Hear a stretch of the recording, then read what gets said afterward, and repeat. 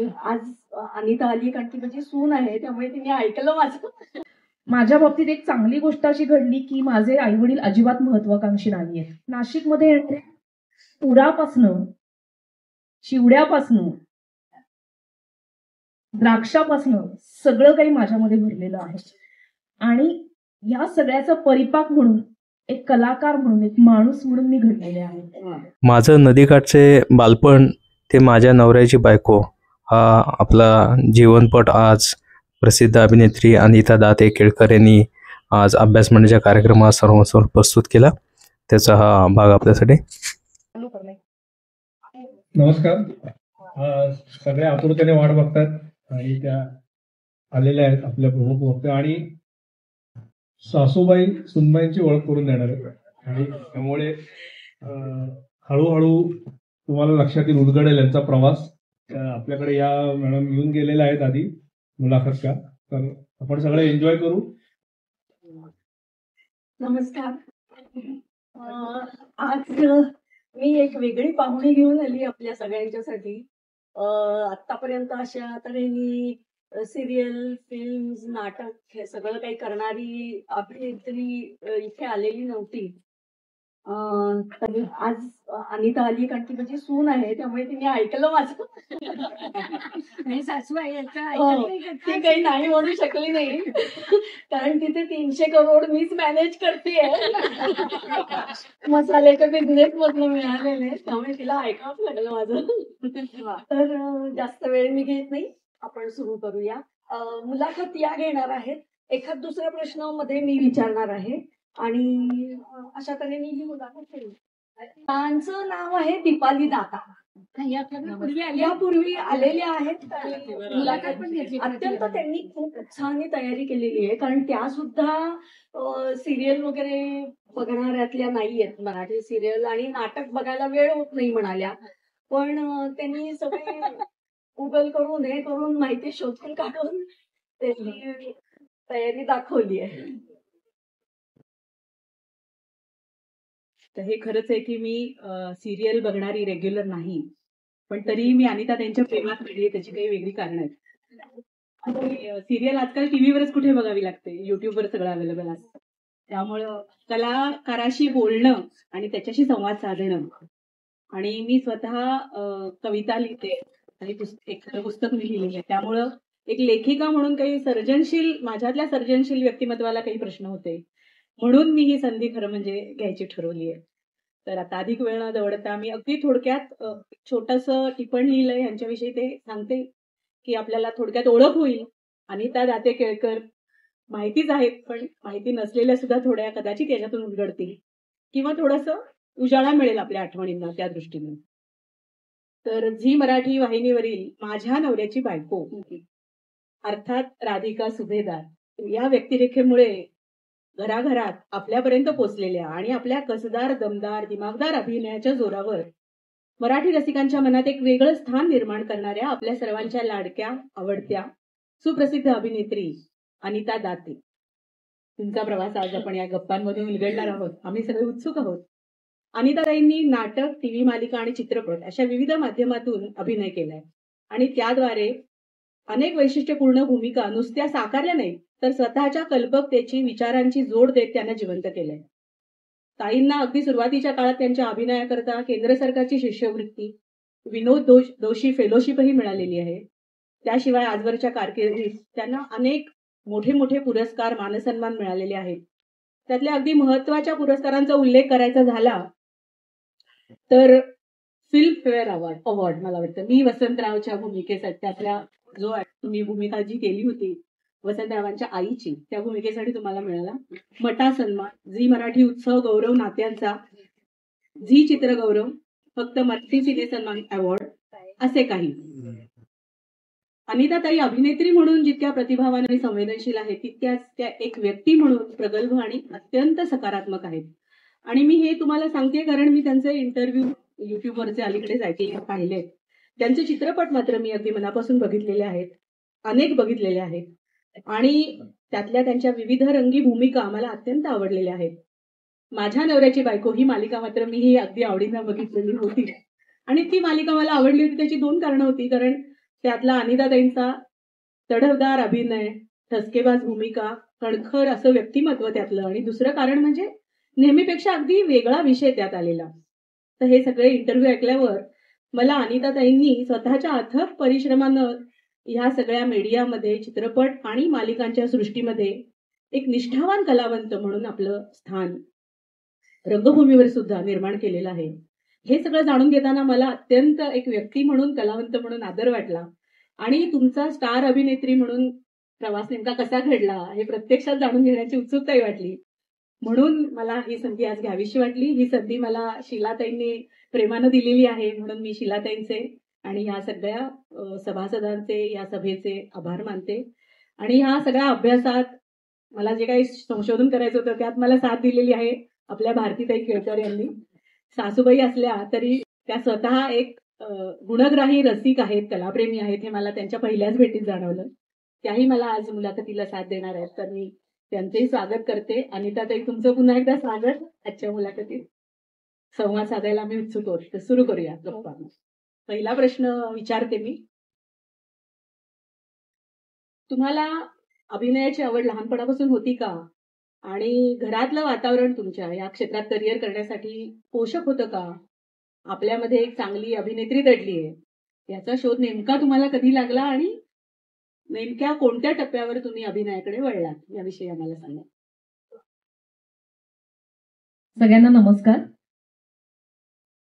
तुम्हा सगळ्यांशी संवाद साधण्याची संधी आज मला मिळते. खरं तर अशा छोट्या गप्पा मारायला मला नेहमीच आवडतात.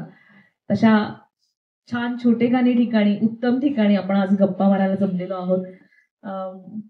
मी मूळची नाशिकची आहे आणि लग्न होऊन सासरी माझं सासर पुण्याचं आहे. मी पुण्यात आलेले नाही. पण नाशिक आणि पुणे पूर्वीच्या काही साधारणतः सारखं होतं असं म्हणायला हरकत नाही. पण जेव्हा मी शिकायला म्हणून पुण्यामध्ये आले तेव्हा मला कळलं की सांस्कृतिक दृष्ट्या नाशिक बऱ्यापैकी मागे आहे. आणि मागे म्हणजे नाटकाच्या दृष्टीने मागे आहे. त्या शहराच्या दृष्टीने ते योग्यच होतं जिथे होतं तिथे, कारण अनेक गोष्टी ज्या पुण्यातही घडत नाहीत त्या नाशिकमध्येही घडायच्या. माझं बालपण खूप चांगल्या पद्धतीने, अतिशय समृद्ध असं बालपण गेलं. मी असं म्हणेन की माझ्या घरामध्ये कलाकार होण्यासाठीचं पोषक वातावरण नव्हतं, पण कलेबद्दलची माहिती देणारं माझं कुटुंब निश्चित होतं. पण मी उद्याला उठून स्वतः कलाकार झालेले माझ्या घरात कुणालाही आवडणारं नव्हतं. माझे वडील आणि माझे काका दोघेही जण या क्षेत्राशी संबंधित होते. वडील नाशिकमध्ये राहून नाटकात काम करत होते, काका व्यावसायिक रंगभूमीवरती काम करत होतात. पण घरातली मुलगी उठून उद्याला मुंबईमध्ये गेली आणि तिने काम केलं तर घरात कुणालाही आवडणारं नव्हतं. असंच ते वातावरण. मी लहानपणापासून नृत्य शिकले आहे. माझ्या वडिलांनी त्यांना आवड होती की त्यांना असं वाटायचं की एकतर मुलींनी खेळावं आणि दुसरी गोष्ट म्हणजे नृत्य शिकावं, कारण शरीरामध्ये एक पद्धतीची ग्रेस असली पाहिजे असं त्यांना वाटत होतं. आईला माझ्या वाटत होतं की मुलींनी गाणं शिकावं. सगळं काही जमणं शक्य नव्हतं, पण आम्ही खूप खेळायचो. अगदी गल्लीत खेळायचो, ग्राउंडवरती जाऊन खेळायचो आणि अगदी मी कॉलेजमध्ये असेपर्यंत कबड्डी खेळायचे आणि नृत्यही करायचे. गल्लीमध्ये खेळायचे त्यामुळे एक पद्धतीची भाईगिरी पण होती आणि सर्व खेळ माहिती होते. गोदावरी नदीकाठी राहायचे त्यामुळे कोहर नाशिकची आहे मी, म्हणजे मी नाशिकी आहे पूर्ण असं म्हणायला हरकत नाही. अगदी माझ्या भाषेपासनं, माझ्यातल्या आगाऊपणापासनं, माझ्यातल्या अरेरावीपासनं मी पूर्णतः नाशिकी आहे आणि नाशिक माझ्या नसानसात भरलेलं आहे. आणि त्या नाशिकनी मला बरंच काहीतरी दिलंय. वाहत्या नदीकाठी आपलं बालपण जाणं, वा वा वा, यासारखी बेस्ट गोष्ट दुसरी काहीच नाही. नदी त्याची संस्कृती आपल्या जवळ आणते. तिच्या निमित्ताने एक संस्कृती बनते, वा. ती मला मिळाली आहे सुदैवाने. तिथे राहणाऱ्या मोठ्या मोठ्या व्यक्तींचे संस्कार नाशिक मधल्या प्रत्येकावरती झालेले असतात. तिथल्या व्यवसायाचे संस्कार झालेले असतात. नाशिक येतं तेव्हा आसपासच्या भाषा घेऊन सुद्धा येतं, हम्म. त्याचे संस्कार झालेले असतात. म्हणजे उद्याला मी नाशिकमधनं उठून पुण्यात आले आणि एका शुद्ध भाषा बोलणाऱ्या कुटुंबातनं आलेले जरी असले तरी माझी भाषा तुम्हा लोकांना ही गावठीच वाटू शकते कदाचित, पण ती माझी भाषा असते, ती माझ्या वा. नाशिकची भाषा असते वा. आणि ती घेऊनच मी जगते. नाशिकमध्ये येणाऱ्या पुरापासनं, चिवड्यापासनं, द्राक्षापासनं सगळं काही माझ्यामध्ये भरलेलं आहे. आणि या सगळ्याचा परिपाक म्हणून, एक कलाकार म्हणून, एक माणूस म्हणून मी घडलेले आहे वा. असं मला. मग आपल्यात एक अभिनेत्री आहे हे कधी उमगलं किंवा अभिनय क्षेत्राकडे कधी कशा आलात तुम्ही? मी नृत्य करत होते आणि नृत्यामध्ये 2 पद्धतीच्या गोष्टी असतात. एक मूर्त गोष्ट असते, एक अमूर्त गोष्ट असते. तर माझ्या नृत्य शिक्षिका, माझ्या गुरु रेखा नाडगौडा, त्यांच्या असं लक्षात आलं की तुला अभिनय अधिक जास्त मस्त जमतो आणि तू ते करावंस असं मला वाटतं. मला नृत्यामध्ये केंद्र सरकारची फेलोशिप मिळाली. अरे वा. तर त्यावेळेस तिने मला सांगितलं की तू माझ्याकडे नृत्य तर शिकच, त्याच्याबद्दल काही नाही, पण तू नाटक शिकलं पाहिजे असं मला वाटतं. अरे वा. पण मला कधी किंवा माझ्या घरच्यांना असं कधीही वाटत नव्हतं की मी नाटक शिकावं, मी व्यवसाय म्हणून नाटक करावं असं त्यांना कधीही वाटत नव्हतं. आणि त्यामुळे ते मलाही फारसं काही वाटत नव्हतं. माझ्या बाबतीत एक चांगली गोष्ट अशी घडली की माझे आई वडील अजिबात महत्वाकांक्षी नाही आहेत. अगदी वेगळं आहे हे. त्यामुळे सगळ्या पालकांना आदर्शच वाटतंय मला तरी ऐकताना. त्यामुळे माझ्या बाबतीत मी जे करेन ते त्यांना आवडायचं. इतकाच कॉन्फिडन्स होता त्यांना माझ्या बाबतीत की ही जर समजा बाहेर गेली तर ती व्यवस्थित घरी येईल, हा एक कॉन्फिडन्स होता. ती वेडवाकडं काहीतरी करणार नाही, हा एक कॉन्फिडन्स होता. बाकी काय करेल ती, 4 गोष्टी चुकेल, ती तिचं बघेल, काय करायचं ते शिकेल, हरकत नाही, आपण तिच्या बरोबर आहोत, असं एक.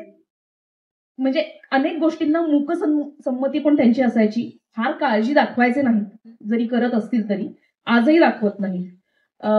पण ते स्वतः महत्वाकांक्षी नसल्याने त्यांनी फार गोष्टी आमच्यावरती लादल्या नाही. त्यामुळे आम्हीही फार महत्वाकांक्षी नव्हतो.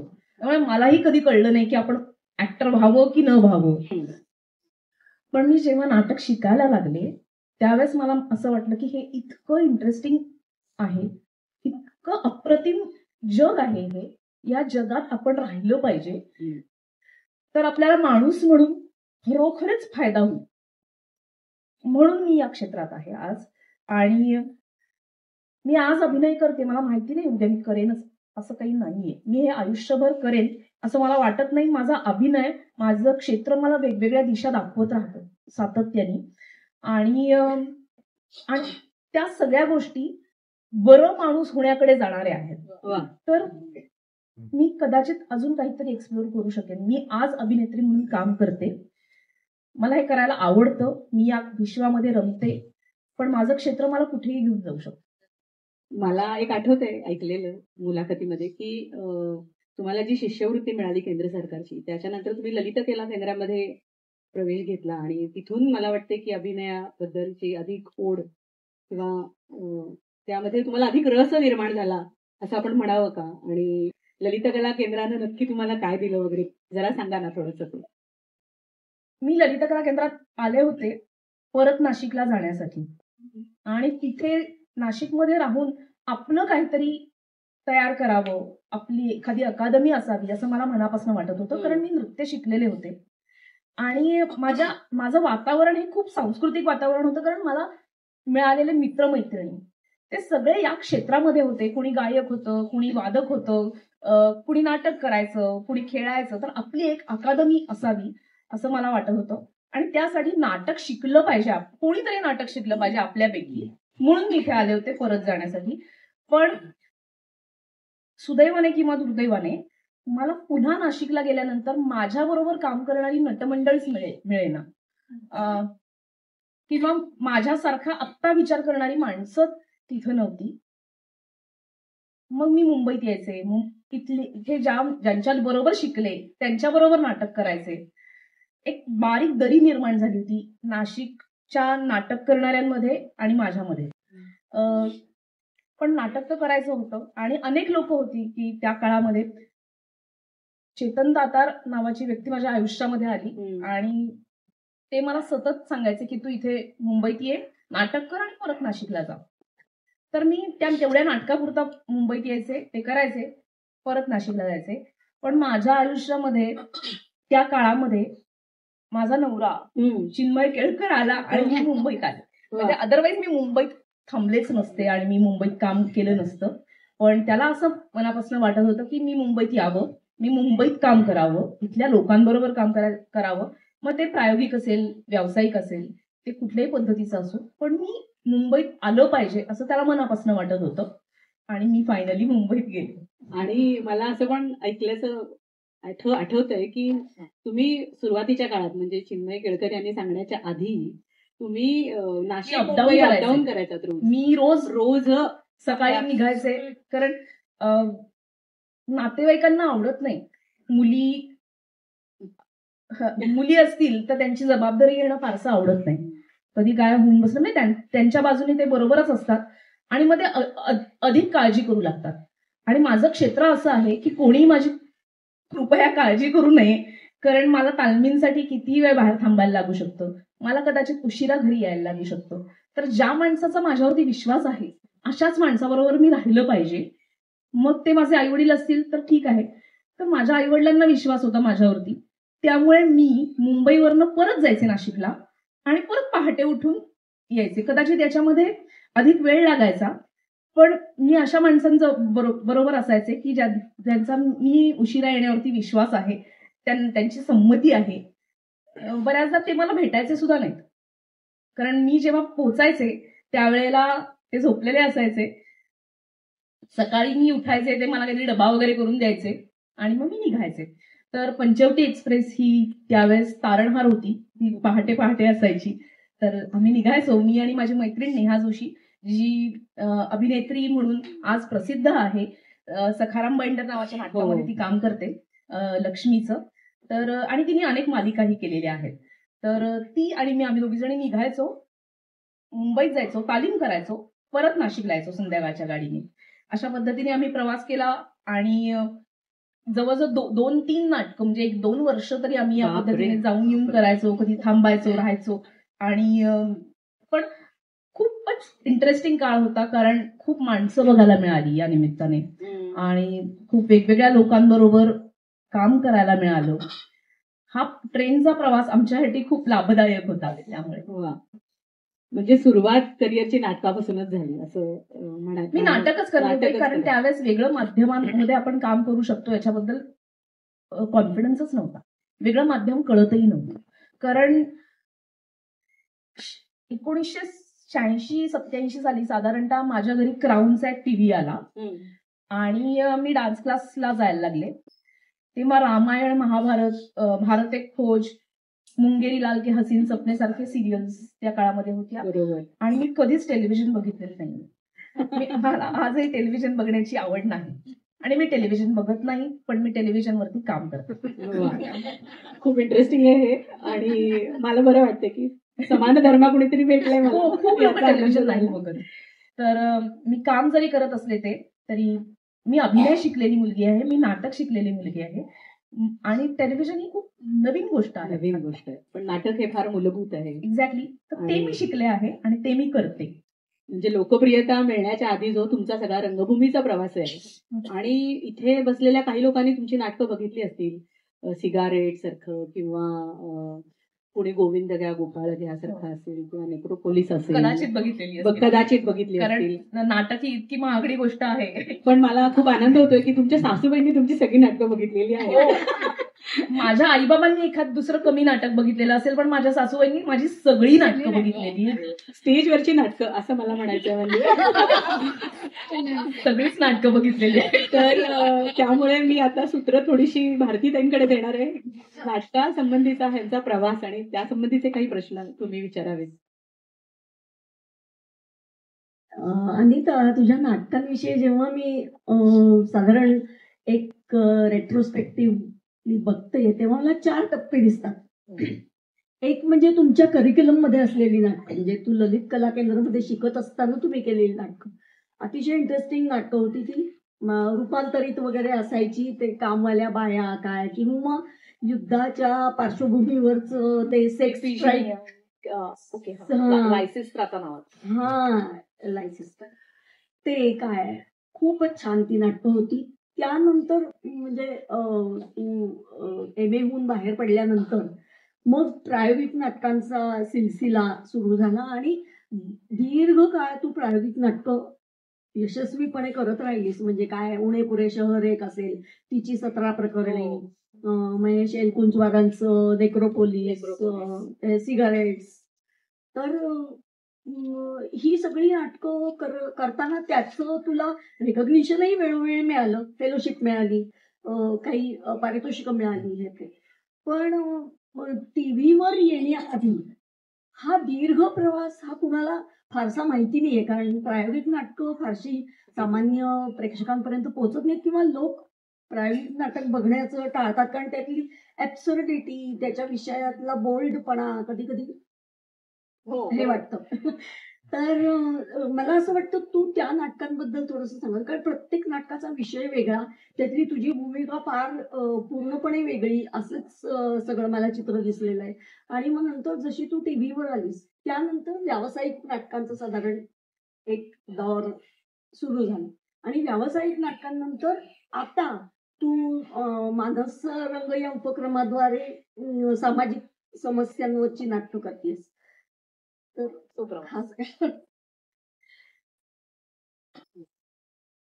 मी 2004 साली ललित कला केंद्रातनं पासआउट झाले आणि नाटक करू लागले पूर्ण वेळ. तेव्हाची नाटकं माझ्याच बरोबर असणारे ललित कला केंद्रातनं पासआउट झालेले काही स्टुडंट्स बाहेर येऊन आपलं काम दाखवावं, म्हणजे एक मासला दाखवावं की आम्ही अशा पद्धतीने काम करू शकतो. तर पूर्वी असं होतं की फोटो काढायचे, आपले फोटोच्या मागे आपली उंची, वजन, रंग बिंग असं लिहायचं आणि वेगवेगळ्या ठिकाणी जायचं प्रोडक्शन हाऊसमध्ये आणि तिथं आपले फोटो देऊन यायचं, भेटून यायचं की मला तुमच्यावर काम करायचंय, मी उत्सुक आहे काम करण्यासाठी, आणि काही तुमच्याकडे माझ्या योग्य असं काही काम असेल तर ते तुम्ही आम्हाला द्या. असं प्रत्येक प्रोडक्शन हाऊसमध्ये जाऊन फिरून यायचं. अशा पद्धतीने काम पूर्वी मिळायचं. आता इन्स्टा आलंय आणि इन्स्टावरती लोक फोटो पाहतात, प्रोफाईल पाहतात, पण आम्हाला असं वाटायला लागलं की आपलं काम, आपल्या फोटो बघून कोणी आपल्याला काम देणार नाही, कारण आपल्याला आपण कोणालाच सुंदर दिसत नाही. तर आपण काम केलं पाहिजे आणि कामातलं काम मिळवलं पाहिजे. तर म्हणून आमच्यापैकी एक जण मनस्विनी लता रवींद्र मैत्रीण आमची होती, तिने नाटक लिहिलं. सतीश मनवर म्हणून आमचा डिरेक्टर होता, त्यांनी ते बसवलं आणि मी, चिन्मय, तेव्हा अक्षय पेंडसे नावाचा आमचा मित्र होता तो, आणि नेहा जोशी, आम्ही चौघांनी मिळून त्याच्यात काम केलं. आमच्यापैकी काही जण आधीच मुंबईत गेले होते, म्हणजे चिन्मय, अक्षय, मनस्विनी, त्यांच्याकडे थोडेफार पैसे होते कारण ते व्यावसायिक नाटक करत होते, सो त्यांना रोज पाकिट मिळत होतं, तर त्यांच्याकडे थोडेफार पैसे होते. आम्ही सगळ्यांनी थोडे थोडे पैसे घातले. आम्ही वेळ घातला कारण आमच्याकडे पैसे नव्हते, आम्ही नुकतेच पासआउट झालेलो होतो. तर अशा आम्ही सगळ्यांनी एकत्र येऊन नाटक करायचं ठरवलं. नाटक केलं, ओळख मिळाली, मग पुढचं नाटक केलं. या सगळ्या गोष्टी आमच्यासाठी अत्यंत महत्वाच्या होत्या मुंबईमध्ये स्वतःचं नाव तयार करण्यासाठी. आणि मुंबईमध्ये आम्ही कोणीतरी आहोत, काहीतरी शिकून आलेला आहोत आणि बरं नाटक करतो आणि बरं काम करू इच्छितो हे दाखवण्यासाठी आम्ही आमचं प्रोफाईल हे या पद्धतीने तयार केलं. तेव्हा आमच्या सगळ्या नाटकांची नावं ही अशी होती, सिगारेट्स, बार वगैरे. तर माझी मावशी म्हणायची ही काय नाटकं आहेत ही, आणि ही काय नाव आहे त्याची, सिगारेट्स, बार, काहीतरी चांगलं कर. नाटकं खूप चांगली होती आणि अतिशय इंटरेस्टिंग होती. आणि त्यावेळेस माझ्या पिढीतल्या सगळ्या लोकांचा जो गोंधळ होता हम्म, रिलेशनशिपच्या संदर्भातला, हम्म. ते दर्शवणारं ते नाटक. बर. बारमार हे नाटक होतं. आम्ही त्यावेळेला लग्न आणि लग्न संस्था या सगळ्या विषयामध्ये पडलेलो होतो, कारण आम्ही 25-26 वर्षाचे होतो आणि आता आम्हाला लग्न करायचं होतं सगळ्यांना. तर लग्न संस्थेच्या संदर्भात की ती चांगली आहे का, ती फोल आहे, ती काय महत्वाची आहे का, या संदर्भातला ओहापोह करणारं बारमार नावाचं नाटक होतं. वा. जे त्या वेळेला आमच्या त्या टप्प्यावरती अत्यंत महत्वाची ती नाटकं होती आणि समाजासाठी सुद्धा ती महत्वाची नाटकं होती. हम्म. फक्त इतकंच आहे की ती बॉक्स सेट मध्ये नव्हती. त्याचे प्रयोग बालगंधर्वला व्हायचे नाही, त्याचे प्रयोग यशवंतराव चव्हाणला व्हायचे नाही, त्याला असा डोळे दिपवून टाकणारा सेट नसायचा. पण अतिशय महत्वाचा विषय घेऊन आलेलं ते नाटक असायचं. अशा पद्धतीची नाटकं आम्ही त्या काळामध्ये केली, जी व्यावसायिक रंगभूमीवरच्या लोकांना आवडली, पण ती व्यावसायिक रंगभूमीवरती गेली नाही. पण आपले घरचे असतात ना, की त्यांना असं वाटतं की आपण काहीतरी महत्वाचं काम करावं, तर त्यांच्यासाठी पण काहीतरी करावं असं वाटलं. दुसरी गोष्ट म्हणजे नाटक ही खूप महागडी गोष्ट आहे. पुन्हा सांगते मी, हम्म. ते करायला सुद्धा पाहायला सुद्धा पैसे लागतात हम्म. आणि खूप जास्त पैसे लागतात. त्या तुलनेत इतर एंटरटेनमेंट सोपी आहे. टीव्ही सोपा आहे, तुम्ही बरोबर. घरी बसून कोणीही बघू शकतं टीव्ही. आणि पण नाटकं बघायला तुम्हाला एफर्ट्स घ्यायला लागतात, तुम्हाला बाहेर पडायला लागतं. आणि अशी जर ती महागडी कला आहे तर ती झोळी घेऊन कशी करणार. हम्म. तर मला आणि आम्हा सगळ्यांनाच श्रीमंतीत नाटक करायचं होतं आणि आम्हाला असं वाटत होतं की आमच्याजवळ पैसे पाहिजे नाटक करायला, चांगलं नाटक करायला आणि निश्चिंतीने नाटक करण्यासाठी पैसा पाहिजे. आणि मग आम्ही व्यावसायिक नाटकं करू लागलो. मी मालिकांमध्ये काम करू लागले. कोणी छोट्या छोट्या मालिकांसाठी, मोठ्या मालिकांसाठी लिखाण करू लागलं हम्म. आणि आम्ही सगळेजण पैसे कमवू लागलो, लग्न केली, आमच्या प्रायोरिटीज बदलल्या आणि नाटकही बदललं आमच्या आयुष्यात आलेलं. मग आम्ही सगळेजण व्यावसायिक नाटक करत होतो, पण तरी सुद्धा वेळ काढून प्रायोगिक नाटक करायचो, चर्चा करायचो, बघायचो, फेस्टिवल्स अटेंड करायचो, आमचं नाटक कुठल्या ना कुठल्या तरी फेस्टिवलमध्ये घेऊन जायचो. त्या उमेदीच्या काळामध्ये आम्ही या सगळ्या गोष्टींना स्पर्श केला. मी 2016 पर्यंत केवळ एका वर्षाला एक तरी किंवा एका वर्षात 2 अशा पद्धतीने नाटक करत होते. या दरम्यानच्या काळामध्ये एक गोष्ट नक्की झाली की आम्हाला असं कळलं, मी आधीच सांगितलं की मी महत्वाकांक्षी नव्हते माझ्या आईवडिलांमुळे आणि त्यानंतरही मी नव्हते, पण मला काम हवं होतं, मला सातत्याने काम हवं होतं, छोटं मोठं काही ना काहीतरी, पण मला जगण्यासाठी आणि नाटक करण्यासाठी काम हवं होतं, हे नक्की होतं. नेक्रोपोलिस नावाचं मी एक नाटक केलं महेश एलकुंचवारांचं. ते नाटक नाही, ते लेख आहे. ते अनेकांनी कदाचित वाचलेलेही असतील, त्रिबंधमध्ये त्यांचे हो. लेख आहेत. आणि नेक्रोपोलिसमध्ये मला इतक्या गोष्टी जाणवल्या, अनेक नात्यांबद्दल जाणवलं, कलेबद्दल महेश एलकुंचवार बोलतात. त्यातला एक प्रसंग असा होता की त्यांच्या वहिनीबद्दल त्यांनी सांगितलेला की जर तुमच्या आयुष्यामध्ये कला ही गोष्ट नसेलच हम्म. तर काय होऊ शकतं वा. आणि ज्याला त्याची गरज आहे त्याचं काय होऊ शकतं. हम्म. ते असं म्हणतात की माझी वहिनी लग्न होऊन आली आणि येताना ती तानपुरा घेऊन आली आणि पहिल्याच दिवशी माझ्या भावाने सांगितलं की या घरात तो तानपुरा बाजूला ठेवून द्यायचा, तो वाजवायचा नाही. त्यानंतर त्यांचा संसार सुरू झाला आणि 8 वर्ष मूल नव्हतं त्यांना. एक कोणीतरी साधू घरात आले आणि त्यांनी फक्त वहिनीकडे पाहिलं आणि ते म्हणाले की यांना गाऊ द्या. त्यांनी तो तानपुरा काढला, त्या गाऊ लागल्या, थोड्याच दिवसात मूल झालं. वा. आता या सगळ्या गोष्टीचा आपण विवेकबुद्धीने विचार करायचा झाला तर हे असं कसं शक्य वगैरे वगैरे असे अनंत प्रश्न तयार होतील. पण कलेसंदर्भात कुणाच्या तरी आयुष्यामध्ये काहीतरी उर्मीनं काहीतरी झालेलं आहे याबद्दल ते दुमत नाही. खरं. हे त्यांचा एक अनुभव सांगतात. कला तितकीच महत्वाची आहे.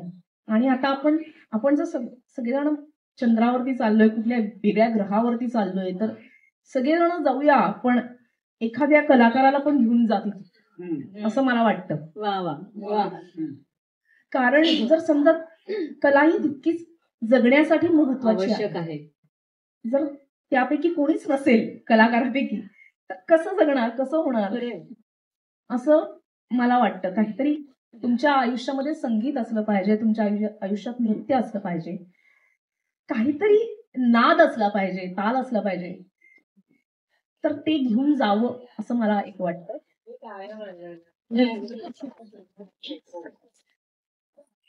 ती ओळख शकत नाही, कुठल्या तरी कलेशिवाय माणूस जगू शकत नाही. तर एलकुंचवारांनी त्याची ओळख करून दिली. मी ओमकार गोवर्धन नावाचा पुण्याचा नट आहे आणि आशिष मेहता, आम्ही तिघ जण काम करायचो आणि मोहित टाकळकरनी याची संहिता बांधलेली होती आणि त्यांनी त्याचं दिग्दर्शन केलेलं होतं. ते माझ्या आयुष्यातलं एक वेगळं आणि कलाटणी देणारं नाटक होतं. ते याकरता की ते नाटक आम्ही एका स्पर्धेसाठी उतरवलेलं होतं, झी मराठीच्या स्पर्धेसाठी, आणि तिथे ते डिबार झालं आणि त्याला एकही बक्षीस मिळालं नाही. तर ह्याच्यामुळे मला इतक्या गोष्टी शिकायला मिळाल्या की इतकं चांगलं नाटक की जे आपल्याला खूप काहीतरी देऊ करतं, त्यांनी ते दिलेलं आहे. ते नाटक करत असताना आपल्याला समाधान मिळतं आणि त्याला बक्षीसच नाही मिळत, याचा अर्थ या स्पर्धांना काहीही अर्थ नाही. खरं. तर दुसरी गोष्ट या निमित्तानं माझ्या आयुष्यात झाली की मला मिळालेल्या बक्षिसांबद्दल मला काहीही वाटेनासं झालं. वा. इथे मला तुम्ही खूप मानवी जगणं जे म्हणतो ना, मला ते फार जाणवतंय की फार असं सगळं पेलणं खूप वेगळं आहे सगळं. तर ते मला छान, आता याकरता छान वाटतं की मी एक काम करते, त्या कामामध्ये मी माझं बेस्ट देण्याचा प्रयत्न करते. मला जे जे कळतं, मला जे जे समजतं, जे जे माझ्याजवळ आहे ते मी तिथे कामात देते.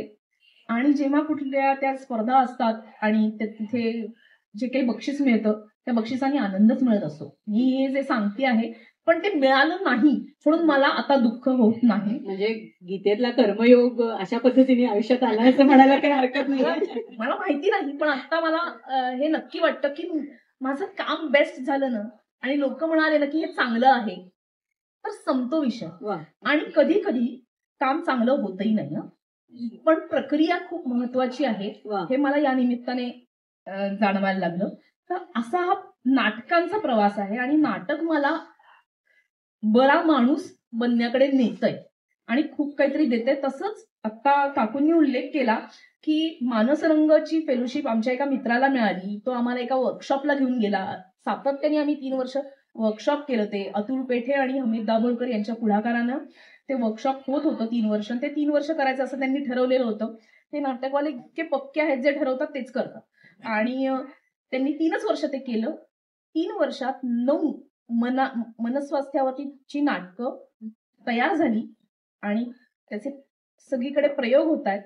तर मी तो राजहंस एक नावाचं आम्ही नाटक करतो की ज्याचे सर्व ठिकाणी आम्ही महाराष्ट्रात प्रयोग करतो. आता आम्हाला अतुल पेठे यांनी सांगितलंय की तुम्ही पुण्यात आणि मुंबईतले प्रयोग बंद करा, कारण हे नाटक उर्वरित महाराष्ट्रात पोचणं गरजेचं आहे. तर त्यामुळे आता आम्ही हा प्रयत्न आहे आमचा की आम्ही काही ठिकाणी प्रयोग करून झालेले आहेत, तर आम्ही आता केवळ उर्वरित महाराष्ट्रात प्रयोग करणार आहोत.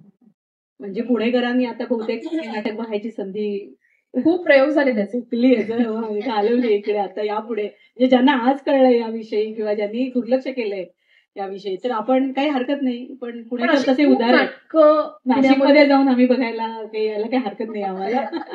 नाही, पण पुण्यामध्ये मला अनेक बाबतीत मी पुण्याशी रिलेट करू शकत नाही. एक गोष्ट मात्र पुण्याची मला अतिशय आवडते, शनिवार रविवार लोक नाटक पाहतात आणि सिनेमा पण पाहतात.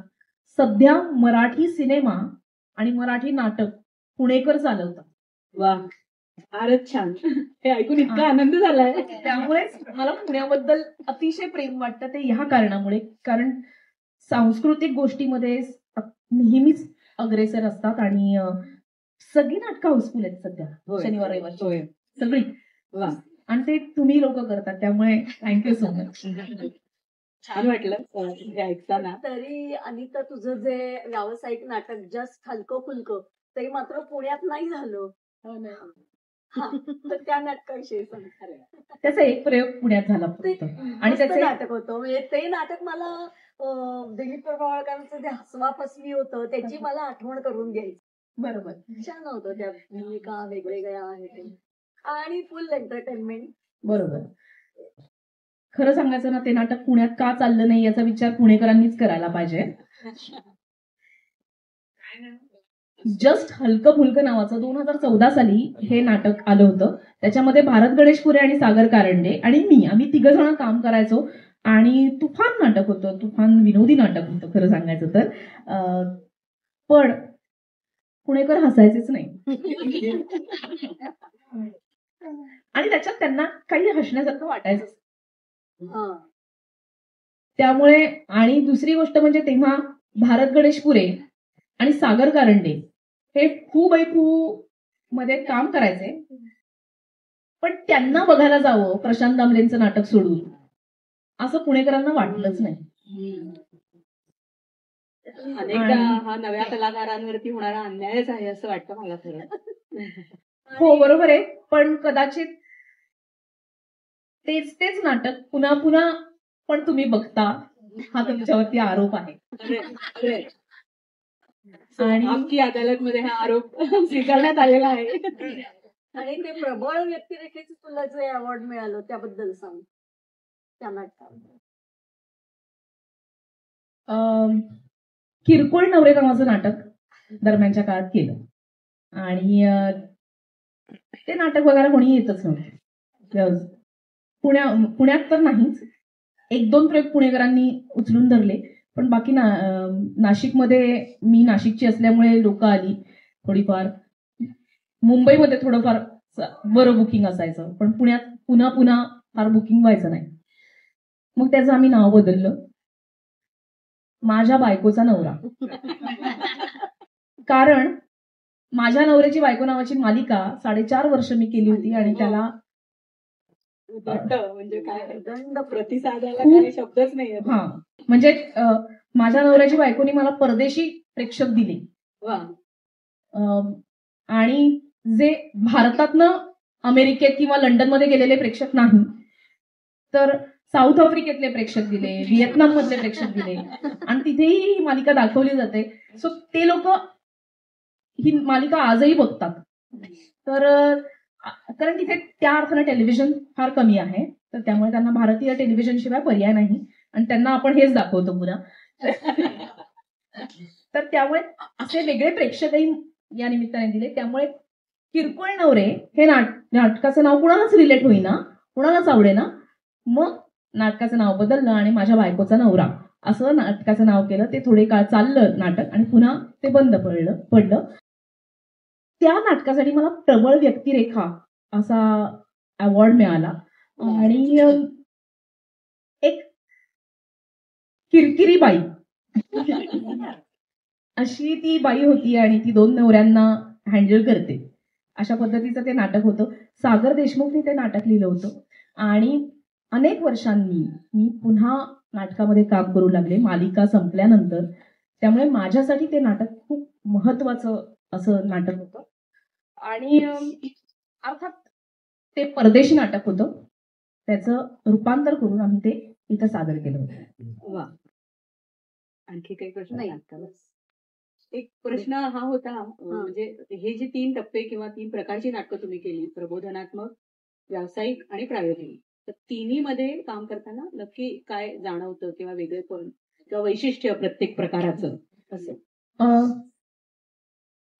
आता आम्ही जे तो राजहंस हे नाटक करतो ती काही ऑर्गॅनिक प्रोसेस नाही. जनरली लेखकाला काहीतरी सुचतं, त्याला काहीतरी म्हणायचं असतं कुठल्या तरी विषयावरती आणि मग तो ते नाटक लिहितो आणि आम्ही ते सादर करतो. अर्थातच याच्यामध्ये दिग्दर्शक त्या भूमिकेला अधिक एक वेगळा अँगल देतो. प्रायोगिक रंगभूमीवरचं नाटक आम्हाला पैसे देत नाही, पण प्रक्रिया मात्र उत्तम देतं. वा. आणि ती प्रक्रिया करत असताना आम्ही अनेक विविध पद्धतीच्या टर्मॉइल मधनं जातो आणि आम्ही आता जगाकडे कसं बघायला पाहिजे ह्याच्यासाठीच ते एक वर्कशॉप होऊन जातं. वा. प्रायोगिक नाटक ते आम्हाला देतं. एखादं या- उदाहरण देऊन सांगता येईल का याबद्दल, विशेषतः प्रायोगिकरण? प्रायोगिक नाटकामध्ये आम्ही जेव्हा काम करत असतो तेव्हा कदाचित एखादी भूमिका आपल्या मताची नसते, हम्म. पण जेव्हा ते मत आपलं नसतं, आपण काहीतरी आतापर्यंतच्या जगण्यातनं आपलं एक मत तयार केलेलं असतं, त्यानंतर आपल्याला दुसऱ्या भूमिकेची काहीतरी, म्हणजे मी जर समजा हिंदुत्ववादी असेल हम्म. आणि मला डाव्याची भूमिका मिळत असेल, तर ते समजून घेणं म्हणजे काय असतं, तर ती भूमिका समजून घेणं हे महत्वाचं असतं, तरच ते पात्र रंगवू शकते. तर असं रंगवताना त्या व्यक्तीचा अभ्यास करायला लागतो. तर तो कसा करायचा याचं प्रशिक्षण मिळतो. आणि दुसरी गोष्ट म्हणजे सगळ्या जगाकडे, सगळ्या माणसांकडे, त्यांच्या भूमिकेकडे तुम्हाला एम्पथीनं बघता आलं पाहिजे, वा, हे प्रायोगिक नाटक शिकवतं. फार मोठी गोष्ट आहे ही, माणूस म्हणून वाढण्यात. ते प्रायोगिक नाटकाने दिल्यानंतर एक वेगळंच जग असतं की जे अत्यंत कठीण असतं, ते म्हणजे व्यावसायिक नाटकाचं, जिथे पेशन्स लागतात, स्वतः उपस्थित असणं गरजेचं असतं, त्याचे तुम्हाला पैसे मिळतात, पण त्याच्यामध्ये तुम्हाला तुमच्या आवडीचं, तुम्हाला रुचेल असंच काम करता येईल असं नाही. पण तुम्हाला न रुचलेलं काम तुम्हाला कसं रुचलंय हे अधिक कन्व्हिक्शननी सादर करायला लागतं. म्हणजे 2 अभिनय करावे लागतात. 2 अभिनय करायला लागतात. असं ते व्यावसायिक नाटक, ज्याचे महाराष्ट्रभर प्रयोग होतात. त्याचा फायदा असा, पैसा मिळतो ही एक वेगळी गोष्ट, पण तुम्हाला या निमित्ताने महाराष्ट्रात, जगभरात, भारतात विविध ठिकाणी जाता येतं, तिथलं नाटक पाहता येतं, तिथल्या रंगकर्मींची तुम्हाला संवाद साधता येतो. हा त्यातला एक फायदा. वा, फार छान उलगडून दाखवलं तुम्ही, हे फार आवडलं उत्तर. आता थोडंसं आपण चित्रपटांकडे वळूया, कारण फार महत्वाचे चित्रपट तुम्ही केलेले आहेत आणि प्रत्येक चित्रपटातली भूमिका वेगळी आणि वैशिष्ट्यपूर्ण आहे. हिंदी चित्रपटसृष्टीत सुद्धा तुम्ही काम केलंय. मला वाटते अय्या, जोर लगा के हैया अशी काही चित्रपटांची नावं आहेत, आणि मराठीमधली तर माहितीच आहेत आपल्याला, गंध, वाळवी, जोगवा, मी वसंतराव, किंवा अगदी नुकताच येऊन गेलेला जारण, आणि तुंबाड हा स्टोरी मराठी पण चित्रपट हिंदीतला होता. तर असं काहीतरी. तर 2 प्रश्न आहेत या संदर्भामध्ये, की मराठी आणि हिंदी म्हणजे 2 वेगळ्या सृष्टींमध्ये काम करताना काय फरक किंवा वैशिष्ट्य वेगळे पण जाणवलं, आणि मग नंतर पुढच्या प्रश्नाकडे येऊया पाहिजे तर हा प्रश्न करूया. तुंबाड आणि अय्याच्या बाबतीत, अय्याचाच मराठी चित्रपट गंध एक शॉर्ट फिल्म होती. ती 3 शॉर्ट फिल्मचे मिळून एक अख्खा चित्रपट गंध नावाने केला होता. त्याच्यात वेगवेगळ्या पद्धतीचे गंध याविषयीच्या 3 गोष्टी आहेत. सचिन कुंडलकर यांनी लेखक आणि दिग्दर्शन केलेलं होतं. त्यातल्या एका लग्नाची मुलगीच अय्या हा चित्रपट आहे, जो हिंदी केला, ज्याच्यात राणी मुखर्जींनी काम केलं. आणि जेव्हा अय्या होत होता तेव्हा माझं कास्टिंग झालेलं नव्हतं त्या हिंदी चित्रपटासाठी. जसं की त्या हिंदी चित्रपटात अमृता सुभाष नाही आहे, पण संभव त्या लोकांना असं वाटलं की हे कॅरेक्टर मीच करावं, आणि म्हणून मी तिथे गेले. या निमित्तानं मला हिंदी चित्रपट सृष्टी किती प्रोफेशनली काम करते, किती गोष्टींकडे बारीक बारीक पद्धतीने पाहते, टीम मधली माणसं त्यांची कामं कशी करतात, आणि त्याच्यामध्ये काय पद्धतीचा प्रोफेशनलिझम असतो, मार्केटिंग नावाची गोष्ट काय असते, आणि तुमची मध्यवर्ती भूमिका आहे तर जबाबदारीने काय काय गोष्टी करायला लागतात अभिनेत्रीला, याबद्दलची ओळख मला अय्यानी करून दिली. दुसरी गोष्ट म्हणजे मी एक वाडा संस्कृतीमध्ये वाढलेली मुलगी आहे, मराठी घरातली मुलगी आहे, साध्या घरातली मुलगी आहे. तर त्या चित्रपटात मी अत्यंत अतरंगी कपडे वापरलेले आहेत. तर माझ्या दरम्यानच्या काळातल्या नाट्य प्रशिक्षणाने मला दिलेली गोष्ट म्हणजे या शरीराबद्दल मला आता इनिबिशन्स नाही. बापरे, हे खूप अवघड आहे, म्हणजे या लेवलला आपलं जाणं. तर मी घरी पण प्रॅक्टिस करायचे, वेगवेगळे कपडे घालून, कमीत कमी कपडे घालून. मी एका छोट्या गल्लीत राहायचे, मी जर उद्या माझ्या गल्लीमध्ये किंवा काय मी जिथे राहायचे मुंबईमध्ये, तिथे सुद्धा असे कपडे मी कधीही वापरले नाहीत, ते घालून कधीही वावरले नाही. आजही ते मी बाहेर जाताना कम्फर्टेबली घालू शकेल असं नाही, पण तेच कपडे मला तुम्ही स्टेजवरती द्या, कॅमेरासमोर द्या, मी अत्यंत कम्फर्टेबल असेल, कारण माझ्या नाट्य प्रशिक्षणाने माझ्यातले इनिबिशन्स, बॉडी इनिबिशन्स काढलेले आहेत. फारच अवघड, म्हणजे अभिनय कला ही तशी वेगळी असते. हा मुद्दा होताच म्हणजे पुढचा प्रश्न माझ्या मनात, की नाटक असू दे किंवा टीव्ही सिरियल असू दे किंवा चित्रपट असू दे, तर वेगवेगळ्या भूमिका आपल्याकडे येतात तेव्हा आता एक लेखक म्हणून मी जेव्हा वाचते एखादी स्टोरी, तर मला जाणवतं की इथे कल्पना आणि वास्तवाचं मिश्रण करून चमकदारपणा लेखकाने दाखवलाय किंवा आपलं काहीतरी घातलंय त्याच्यामध्ये. तर अभिनयामध्ये एक आस्वाद घेताना रसिक म्हणून मी काय काय बघितलं पाहिजे, की जिकडे तुम्ही अभिनेत्री म्हणून किंवा एखादा अभिनेता म्हणून एखादी व्यक्ती आपलं काय घालत असतो. मला वाटते जारणच्या बाबतीत तुम्ही तो किस्सा सांगितलाय अनेकदा, पण आता परत सांगायला हरकत नाही, की तुम्ही तुमचं त्यामध्ये त्या व्यक्तिरेखेला काहीतरी दिलंय आणि तिकडे अभिनय करणाऱ्याचं एक सर्जन दिसून येतं. आणि अभिनय कला ही वेगळी कशी असते इतर कलांपेक्षा?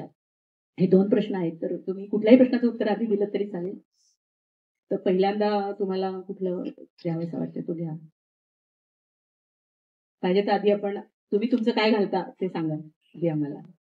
चालेल. आपण सगळेच जण मराठी माणसं गोष्टी वेल्हाळ आहोत आणि म्हणूनच अनेक लोक मालिका पाहतात आणि त्याच्याऐवजी दुसरी माणसं कधी कधी असं म्हणून, तू कशी काही मालिका बघू शकतेस, मला काही कळत नाही. असंही म्हणजे, कारण एखाद्या गोष्टीमध्ये आपण रमलो की रमलो, मग आपल्याला त्या माणसांबद्दल, त्या पात्रांबद्दल जी प्रोसेस आमची असते ना, तीच तुमची सुद्धा असते. तर तुम्हाला त्यांच्याबद्दल काही ना काहीतरी वाटू लागतं. कधी कधी तुम्ही असं म्हणता, काही काय दाखवतात, हे असं कसं असू शकतं. ते पात्रांबद्दल इतकं प्रेम की आम्ही अनेकदा तुम्हाला राधिका दाते म्हणायला लागलो होतो त्या काळात. मला अजूनही म्हणतात, रोज किमान 2-3 लोक तरी राधिका असंच म्हणतात. तरी हरकत नाही, पण मुद्दा असा आहे की आपण गोष्टी वेल्हाळ आहोत, आपण गोष्टीमध्ये रमतो, पण तुम्हाला रमवण्यासाठी आम्हाला अनेक गोष्टी करायला लागतात. ते तितकंसं सोपं नाही. आणि कदाचित असंही असतं, गोष्ट तीच असते, पात्र वेगळी असतात. पण कवी केशवसूत म्हणतात, सौंदर्य सारे रचनेता आहे. तर आम्ही त्याची रचना बदलतो आणि ते सर्जन असतं म्हणजे. तर ती जी रचना जी आहे ना, ती तुम्हाला डोक्यामध्ये तयार करायला लागते. तसंच जारणच्या बाबतीत झालं होतं की तुम्ही भूताची गोष्ट सांगताय, तर सतत भूत हे कोकणीच असतं कसं, असा मला प्रश्न पडला. तर ऋषिकेश गुप्ते हे मूळचे कोकणातले आहेत, नागोठण्याचे आहेत. त्यांचं साहित्य कदाचित तुम्ही वाचलेलंही असेल आणि त्यांच्यात एक काहीतरी वेगळी अशी स्त्री येते किंवा एक असं वेगळं पात्र येतं की जे समाजातल्या अशा स्तरातलं असतं की ज्याला पूर्णतः मान्यता नसते जगण्यासाठी. मग ते जाती व्यवस्थित असेल किंवा त्याचं प्रोफेशन असेल किंवा काहीही असेल, कदाचित तो वेडा असेल, शहाणा असेल, अतिशहाणा असेल, पण त्याला तो समाजात वावरत नसतो, कोणतरी बाहेरचाच आल्यासारखा येतो. तर ती ही बाई होती आणि ती इतरांना घाबरवते, भय निर्माण करते. पण फक्त कोकणी बोलून काही भय निर्माण होत नाही असं मला वाटलं. म्हणून त्यांच्याशी मी अनंत पद्धतीने डिस्कशन केलं की आपण काय करू शकतो, ती बाई काय असू शकते, तिचं जग काय असू शकतं, तिचं घर काय असू शकतं, ज्या गोष्टी कदाचित चित्रपटात दाखवलेल्या नाहीत, अशा आम्ही सगळं तिच्या भोवती तयार केलं. म्हणजे जे आपल्याला माहिती नाही त्या सगळ्याच्या गोष्टी तयार केल्या. ते 15-20 मिनिटाचं पात्र आहे फक्त, फार काही नाही. पण त्यात मी एक वेगळी भाषा बोलले आहे जी अहिराणी आहे. ते आम्हाला थोडंसं बोलून पण जर दाखवता आवडेल. बोलून नाही दाखवता येणार कारण मी त्या वेळेला ते संवाद पाठ करते, पण त्या भाषेचं एक व्याकरण असतं. आणि अहिराणी अत्यंत फेमस भाषा आहे खरं सांगायचं तर. बहिणाबाईंच्या सगळ्या कविता अहिराणीमध्ये आहेत. त्याच्यानंतर विका राजवाड्यांचं राधा माधव विलास शंभू अहिराणीत, चक्रधर स्वामींचं लीळाचरित्र अहिराणीमध्ये आहे. अशा अनंत गोष्टी अहिराणीमध्ये आहेत. त्यामुळे ती भाषा खरं तर म्हटलं तर फेमस आहे, पण ती अनेक लोक बोलत नाही, प्रचलित नाही. पण एका मोठ्या पट्ट्यामध्ये म्हणजे जळगाव, धुळे, भुसावळ, नंदुरबार सगळ्या खानदेशामध्ये ऐराणी वेगवेगळ्या पद्धतीने बोलली जाते. आमच्याकडे नाशिकमध्ये पण अनेक लोक, आता जसं की आम्ही लोक पुण्यात येतो ना, तसं नाशिकमध्ये खानदेशातले लोक येतात. तर त्यांचं हे आमच्याकडे बहिणाबाई शेतस, अमुक शेतस, तमुक शेत, आमच्याकडे हे आहे, आमच्याकडे ते आहे. त्याच्या वेगवेगळ्या पद्धतीने खूप चांगल्या पद्धतीने ज्ञानेश्वरीचं ट्रान्सलेशन सुद्धा ऐराणीमध्ये केलेलं आहे. तर अशी ही भाषा आहे आणि ती बोलताना फार फार मस्त वाटतं. ती फार उत्तम भाषा आहे आणि ती ऐकल्यानंतर कळते सुद्धा, अशी ती सुलभ भाषा आहे. पण माझ्या नवऱ्याची बायको या मालिकेने मला वेगवेगळ्या भाषा बोलणं आणि वेगवेगळ्या बोली भाषा आहेत त्याचं स्वागत करणं, ती त्यांची त्यांची संस्कृती घेऊन येतात असं हे शिकवलं. तर माझ्या नवऱ्याच्या बायकोच्या निमित्ताने मी वैदर्भीय भाषा बोलायला लागले. विदर्भात तर सुरुवातीला नाही असं कुठे बोलतात का वगैरे वगैरे, पण राधिका हे पात्र हे अत्यंत महत्वाचं पात्र आहे आणि ते बरंच काही घडवून आणतंय आणि काहीतरी सामाजिक बदल होत आहेत हे कळल्यानंतर मला नागपूरकरांनी, विदर्भातल्या लोकांनी आपलंसं केलं. त्यांना असं वाटतं की मी आता नागपूरची आहे आणि मला बऱ्याचदा वैदर्भीय संमेलनांना बोलवतात आणि मी पण जाते आणि वडाभात आणि पुडाची वडी वगैरे खाऊन. तर असं एक या निमित्ताने एक वेगळं काहीतरी खाद्य संस्कृती कळते. पुन्हा आपण नदीपाशी येऊया की नदी तुम्हाला काय काय जे आसपास पिकतं त्याप्रमाणे त्याचं काय काय घडतं आणि कुठले कुठले पदार्थ तिथे असतात नसतात, काय होतं, तुम्ही तेल किती टाकतात, तुम्ही किती तिखट टाकतात, तुम्ही कसे मसालेदार खाता, असं सगळ्याबद्दलच्या चर्चा घडवून आणतं. आणि ते पात्र करण्यासाठी सुद्धा तितकंच महत्वाचं असतं की नुसतं ती भाषा नाही येत, तर त्या भाषेबरोबर तिथली माणसं येतात, तिथली संस्कृती येते, तिथलं वास्तुशास्त्र येतं, सगळं काही येतं. म्हणजे त्या पात्राशी एकजीव होण्यासाठी जे जे काही तुम्हाला घ्यावं लागतं ते सगळं अभ्यासावं लागतं किंवा त्याचा विचार करावा लागतो. आणि हे सगळं करायला लागतं हे मला कोणी सांगितलं का, तर कदाचित सांगितलं नाही पण आहे पण कारण माझं प्रशिक्षण मध्ये आलं. बरोबर. आणि प्रशिक्षणाने मला या सगळ्याची तोंडओळख करून दिलेली आहे. आणि काम करायला लागतं, अभ्यास करायला लागतो आणि मग तुम्हाला काहीतरी त्या पात्रातनं मिळतं. हे मला माझ्या प्रशिक्षणाने दिलं, जे मी पुण्यामध्ये ललित कला केंद्रात घेतलं. मला त्यासाठीच हा प्रश्न विचारायचा होता खरं तर, की एक कलावंत आपल्याला दिसत असतो किंवा आपल्या मनात तो ठसतो, रुजतो, त्याच्यामागे त्याचे काही वेगळे एफर्ट्स असतात. म्हणजे लेखक लिहितो त्याचे एफर्ट्स माहीत असतात, त्यांनी कथा लिहिली आहे, किंवा चित्रकार चित्र काढतो, किंवा मेकअप करत असतो, पण तो सादर करणारा आर्टिस्ट, अभिनेता, तो नक्की काय देत असतो त्या भूमिकेला, काय काय देत असतो, बरंच काही देत असतो, एकजीव होत पण असतो आणि परत अलग पण होत असतो त्या भूमिकेतून नंतर. पण या सगळ्या कुठल्याच गोष्टी एका बाजूनी नसतात. म्हणजे मी जेव्हा म्हणते की मी हे सगळं काही काही केलं, पण तुम्ही पण असता ना समोर, तर तुम्ही पण काहीतरी घेत असता आणि तुम्ही तुमचा अँगल पण त्याला देत असता, तुम्ही पण काहीतरी रिलेट करत असता. त्यामुळे ते जे दोन्ही बाजूनी होत्या, टाळी एका हाताने वाजत नाही. तुमच्याशिवाय माझा प्रयोग रंगणार नाही. मला हे तर फारच पटतंय आणि आवडलंय की दोन्ही बाजूनी भूमिका रंगत जाते. आणि म्हणूनच कलेला महत्व त्याचसाठी आहे की विशेषतः परफॉर्मिंग सगळेजण परफॉर्म करतोय आपण. आता काही जणांना झोप येते पण ते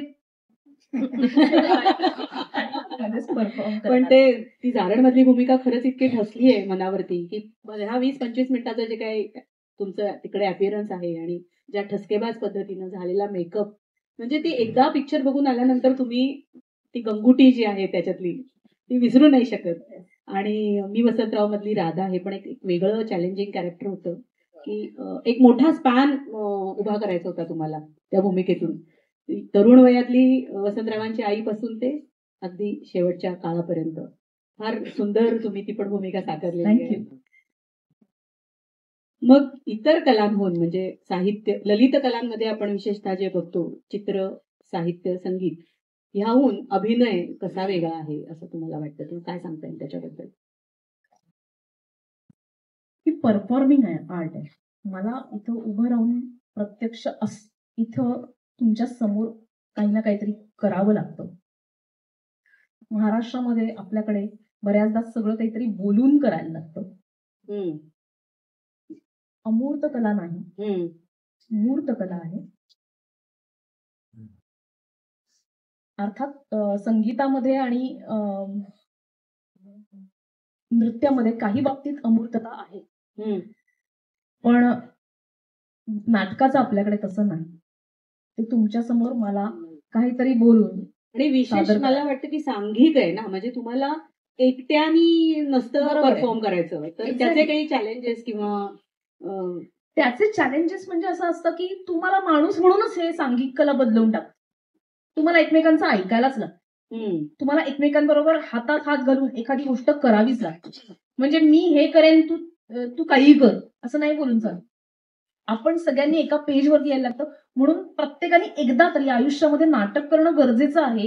कारण ती कला इतकं काहीतरी तुम्हाला देते की हा जो भाग आहे ना, की मन एकमेकांची जोडली म्हणजे जातात. चांगल्या कुटुंबात राहण्यासाठी जे गुण आवश्यक असतात असं म्हणता येईल का? काही म्हणा, म्हणजे काय मला माहिती नाही, Define नाही करता येत. डिफाईन नाही करता येते मला आता. पण हे पण त्याचा नक्की- अवकाश मोठा आहे खूप, असं नक्कीच आज आहे. माझं एखाद्या व्यक्तीशी भांडण झालं ना, तरी त्याच्याबरोबर घालवलेला जो काळ आहे तो माझ्या स्मृतीमध्ये असतो. तर ते कायमचं भांडण कधीच होऊ शकत नाही. हम्म. तर पुन्हा ती व्यक्ती माझ्या समोर आली तर तिच्याबरोबर वेगळे बंध बांधता येतात. माणसं बदलतात. इतक्या व्यक्तिरेखा केल्यानंतर आपण एम्पथीने अनेक लोकांकडे बघू लागतो. आज माझं अमुक मत असेल तर ते तमुक मत राहतच असं नाही, ते काहीतरी बदलतं. त्यामुळे माणसं एकमेकांच्या समोर येताना नव्याने येतात वा, आणि नव्याने अप्रोच होतात. वा. तर ते खूप छान आणि बदललेली असतात आणि आपण त्यांच्यातला हा बदल बघू शकतो. तर हे आहे. आणि तेच एकटं एकटं काहीच नाही, पण असं कलेमध्ये होतच की संगीतात होतं, मिळून करतात. हो, साथीदार असतात. साथीदार असतात. कला तुम्हाला एकटं नाही राहू राहिवत नाही. वा, फार छान. आता सिरियल्स कडे येऊया, सगळ्यांच्या जिव्हाळ्याचा विषय, कारण तुम्ही त्याच मालिकांमधून रोज सगळ्यांना भेटत आहात. आणि माझ्या नवऱ्याची बायको गाजलेली होती त्याबद्दल नाही विचारायचंय, पण त्यानंतर नवागडी नवराज्य एक वेगळी सिरियल तुम्ही केली, ज्याच्यामध्ये तुमची भूमिका परत वेगळी होती. फ्रेम मधून रमा भेटत होती सगळ्यांना. तर तो अनुभव, आणि आताची इंद्रायणी मधली तुमची आनंदीबाईंची भूमिका किंवा आनंदीची भूमिका, तर तो विलनचा किंवा एक खल भूमिका ज्याला आपण म्हणता येतो असं पात्र ते. तर त्या दोन्ही बद्दल तुम्ही काही तुमचे अनुभव आम्हाला सांगा, आणि विशेषतः खलभूमिका करतानाचे पर्सनल समाजामधले अनुभव, आणि तुम्ही ती भूमिका स्वीकारताना तुमची असलेली मनस्थिती, का स्वीकारली ती भूमिका वगैरे वगैरे. कारण मोस्टली आतापर्यंत सगळे कॅरेक्टर आणि पॉझिटिव्ह रोल जास्ती पाहायला मिळाले तुमचे, त्यामुळे हे विचारावं वाटतं. मी खूप काळ नायिकेची भूमिका केली आणि सकारात्मक भूमिका केली. त्या भूमिकेने मला प्रचंड प्रेम दिलं. त्या भूमिकेने माझी ओळख माझी घडवून दिली. सगळेजण मला त्या भूमिकेमुळे ओळखतात. पण काम करताना ऍक्टर म्हणून नायिकेचं पात्र करणं तुलनेने सोपं पण आहे. कारण सगळेजण त्या व्यक्तीकडे एकदा सेट झालं ना की सगळेजण सिंपथीने बघतात. आणि आव्हान असं काही उरतच नाही. आणि त्या व्यक्तिरेखीने काही केलं नाही ना तरी हरकत नसते. असं बऱ्याचदा होतं की करण्यासारखं सीनच नाही, जे करण्यासारखं ते इतरांनी करून टाकलेलं आहे. आणि म्हणून ही व्यक्तिरेखा मोठी झाली. करण्यासारखं सीनच नाही तर मग कलाकाराला आनंद कसा मिळणार. पण प्रेम मिळतंय, केवळ प्रेम मिळतंय म्हणून आपण तेच काम करत राहायचं का, काहीतरी वेगळं करून बघायचं नाही का. आणि नायिकेचं काम करणं आता हे झालं सोपं प्रेक्षकांच्या दृष्टीने, म्हणजे काय सिंपथी मिळवण्याच्या दृष्टीने सोपं झालं. पण इतके ताण असतात, सतत रडते ती बाई. म्हणजे नायिकेचे डोळे ओलेच असतात. आणि हे इतकं त्रासदायक आहे माणूस म्हणून की रोज आपण एक ओले डोळे ठेवायचे आणि घरी जायचं. कंटाळा नाही, कंटाळा येतो. कंटाळा नाही. त्याच्यानंतर नायिकेला सगळ्या ठिकाणी कार्यक्रमांना जावं लागतं. चॅनलची ती डिमांड असते. त्यामुळे सुट्टीचा दिवस सुद्धा रिकामा मिळत नाही. रिकामा मिळत नाही, कुठे ना कुठेतरी जावं लागतं. हे ड्रॉबॅक्स आहेत म्हणजे त्याचं हा, काही. हे ड्रॉबॅक्स आहेत. आणि त्याचाही मला कंटाळा आला होता 4-4.5 वर्ष ते करून. तुलनेने खलनायिकेला रडायला लागत नाही. हम्म. ती कधीही रडत नाही, ती दुसऱ्यांना रडवत असते. खलनायिकेला कोणीही हळदी कुंकाला बोलवत नाही. त्यामुळे सुट्टीचा दिवस आपला असतो, आपण इतर कामं करू शकतो. मी खलनायिका तुलनेने अधिक चॅलेंजिंग गोष्टी करत राहते. छटा तिला खूप दाखवता करण्यासारख्या येतात. खूप गोष्टी असतात आणि खूप गंमत येते ते सीन्स करताना. त्यामुळे खलनायिका करत असताना आपण आनंदी असू शकतो. आणि ते 2 किस्से सांगा ना, की तुम्ही ही भूमिका करत असल्यामुळे एकदा तुम्ही आणि सासूबाई कुठेतरी गेल्या असताना कोणीतरी हो आणि तुमच्या बाबांचं मगाशी तुम्ही सांगितलं फीडबॅक. हो हो. माझे वडील माझी मालिका बघत नाही, कारण मी खलभूमिका करते. आणि त्यांना ते अजिबात आवडत नाही की मी असा आकांतांडव करत अभिनय करते आणि कोणाला तरी त्रास देते. वासेकवादा ते या फील्ड मधले आहेत, म्हणजे त्यांना हे समजतं, पण त्यांना हे बघवत नाही तरी सुद्धा. सो प्रेक्षक म्हणून ते त्याच्याशी जोडून घेऊ शकत नाही. आणि समोर त्यांचं माझ्यावरती प्रेम आहे त्यांना, त्यामुळे त्यांना असं वाटतं की माझी मुलगी खरं तर सालच दिसते, गोड दिसते, मग हे असे भयंकर का बरं वागते. असं त्यांचं एक वडिलांचं प्रेम म्हणून आपण ते सोडून देऊया. पण लोकांना अजिबात आवडत नाही खरं नाही का. आणि एका बाईने सांगितलं की तुम्ही जरा चांगल्या भूमिका निवडत जा आणि जरा सेन्सिबल काम करत जा. आणि त्या वकील होत्या त्या.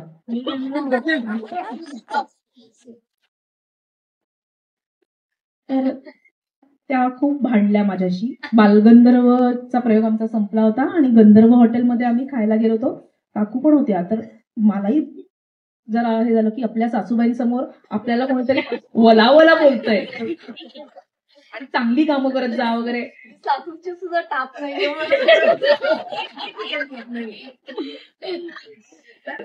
असा तो किस्सा आहे. लोकांना अजिबात पसंत पडत नाही आणि लोक हक्कानी सांगतात सुद्धा. खरं तर त्यावेळेला मलाही थोडासा राग आला होता की हे काय बोलतायत. पण मला वाटतं की ते एका साईडने अप्रिशिएशन आहे, कारण ती भूमिका तितकी पोचली आहे, म्हणजे त्यातनं जे साधायचंय ते साधलं गेलंय अभिनेत्री म्हणून तुमच्याकडून. कारण तसा राग आला पाहिजे ना खलनायिकेचा, नाहीतर तिच्याविषयी प्रेम वाटायला लागलं तर अवघड आहे. मग वेगळ्या अर्थाने प्रेम वाटू शकतं की हिला फार जमलंय. त्यामुळे मला सर्व पद्धतीच्या प्रतिक्रिया येत असतात. अजून एक प्रतिक्रिया मी सांगते अगदीच. खूप मोठे नट, त्यांचं नाव मी घेणार नाही, पण एका महत्वाच्या कार्यक्रमाला ते आले होते आणि मी पहिल्या रांगेत बसले होते. एक प्रेस कॉन्फरन्स होती, एका चित्रपटाची अनाउन्समेंट होती आणि त्या ठिकाणी ते आले होते. आपण सगळेजण त्यांना मानतो असेच ते. त्यांनी स्टेजवरनं उभं राहून त्यांनी माझ्या कामाचं खूप कौतुक केलं. त्यांनी तो चित्रपट बघितलेला होता आणि त्याच वेळेला कौतुक केल्यानंतर त्यांनी पुढचं वाक्य सांगितलं की बरं तू ते जे माझ्या नवऱ्याची बायको वगैरे करतेस ना, त्यातलं काम मला आवडत नाही. तर ते पत्रकार होते, सगळेजण होते वगैरे वगैरे. ठीक आहे. मी त्यांना काही बोलले नाही, काही नाही. पण मला असा एक प्रश्न विचारायचा आहे. मी इतकी चांगली कामं करते विविध प्लॅटफॉर्मवरती. चांगली कामं म्हणजे मी चांगलं काम करते असं नाही, चांगल्या प्लॅटफॉर्मवरती काम करते, प्रायोगिक नाटकं करते, जी खूप महत्वाची नाटकं मी केली. मी महत्वाचे चित्रपट केलेले आहेत, ते त्यांनी बघितलेले नव्हते. तर तुम्ही जर सवंग गोष्टी बघत असाल तर तुम्हाला मी सवंगच दिसणार. पण तुम्ही काहीतरी सेन्सिबल काहीतरी बघाल तर तुम्हाला मी सेन्सिबल दिसेल. त्यामुळे तुम्ही काय पाहता हे खूप महत्वाचं आहे. सगळं काही करते. आपल्याला कलावंत समग्रपणे कळला पाहिजे, नावं ठेवण्यापूर्वी किंवा त्याला काही म्हणण्यापूर्वी. टीका करायचा अधिकार आहे रसिकांना, पण त्यांनी सगळं नीट पाहावं आधी, सगळं बघावं, मग बोलावं. सगळं मी स्वीकारायला तयार आहे. वा. म्हणूनच मी प्रायोगिक नाटकांच्या ह्याच्यावर जास्त भर दिला, हो कारण हे माहितीच नाहीये लोकांना की अनेक वर्ष खरं ती नाटक करत आलेली आहे आणि आता तिला का माझ्याच काही मैत्रिणी बरा तिला ब्रेक मिळाला. खरंच ती साधना त्याच्या- इतक्या दिवसांची आहे, त्याचं फळ आहे ते, असं म्हणूया आपण. किंवा ते होणारच होतं म्हणजे इतक्या कामानंतर.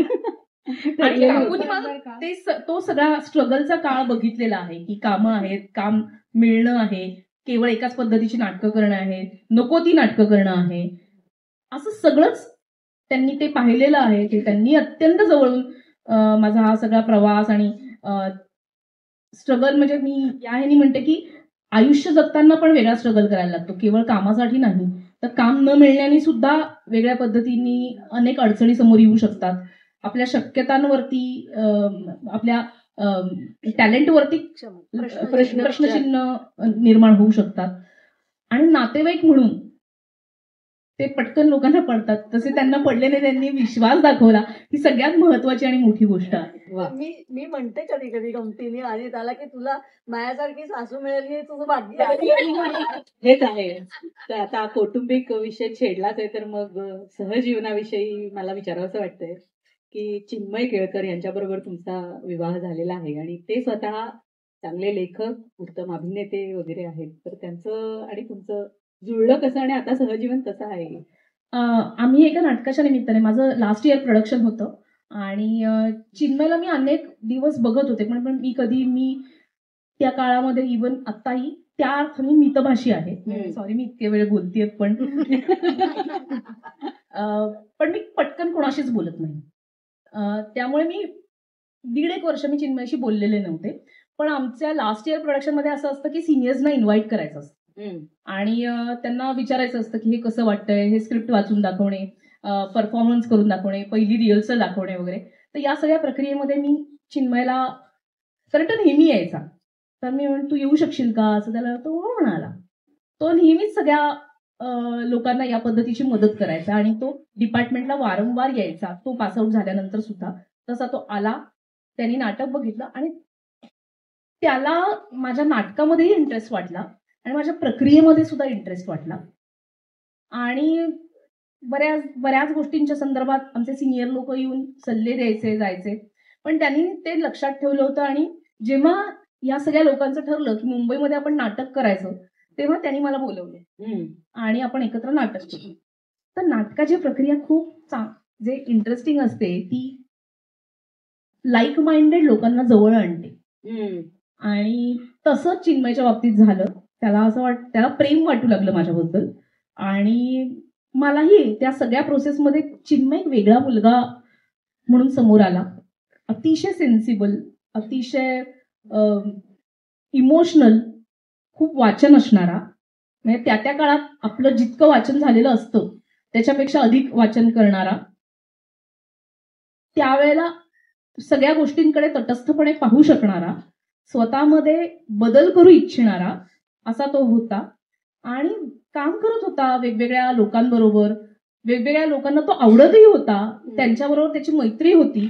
तर एका माणसाची अशी मैत्री होऊ शकते, त्या निमित्ताने त्याच्याकडनं अनेक गोष्टी, म्हणजे इतर जे मोठी मोठी माणसं होती ज्यांच्यावर तो काम करायचा, त्यांच्यातल्या काही गोष्टी त्याच्यामध्ये झिरपत होत्या, तो आमच्याबरोबर गप्पा मारायच्या, त्यामुळे त्या आमच्यामध्ये झिरपत होत्या. अशी एक काहीतरी त्या वेळेला एक वेगळी प्रक्रिया व्हायची त्याच्या गप्पांमुळे, त्याच्या सांगण्यामुळे. आणि मी प्रेमात पडले आणि आम्ही लग्न करायचा निर्णय घेतला. आणि आम्ही दोघंही त्या अर्थाने खूप कमी काम करत होतो.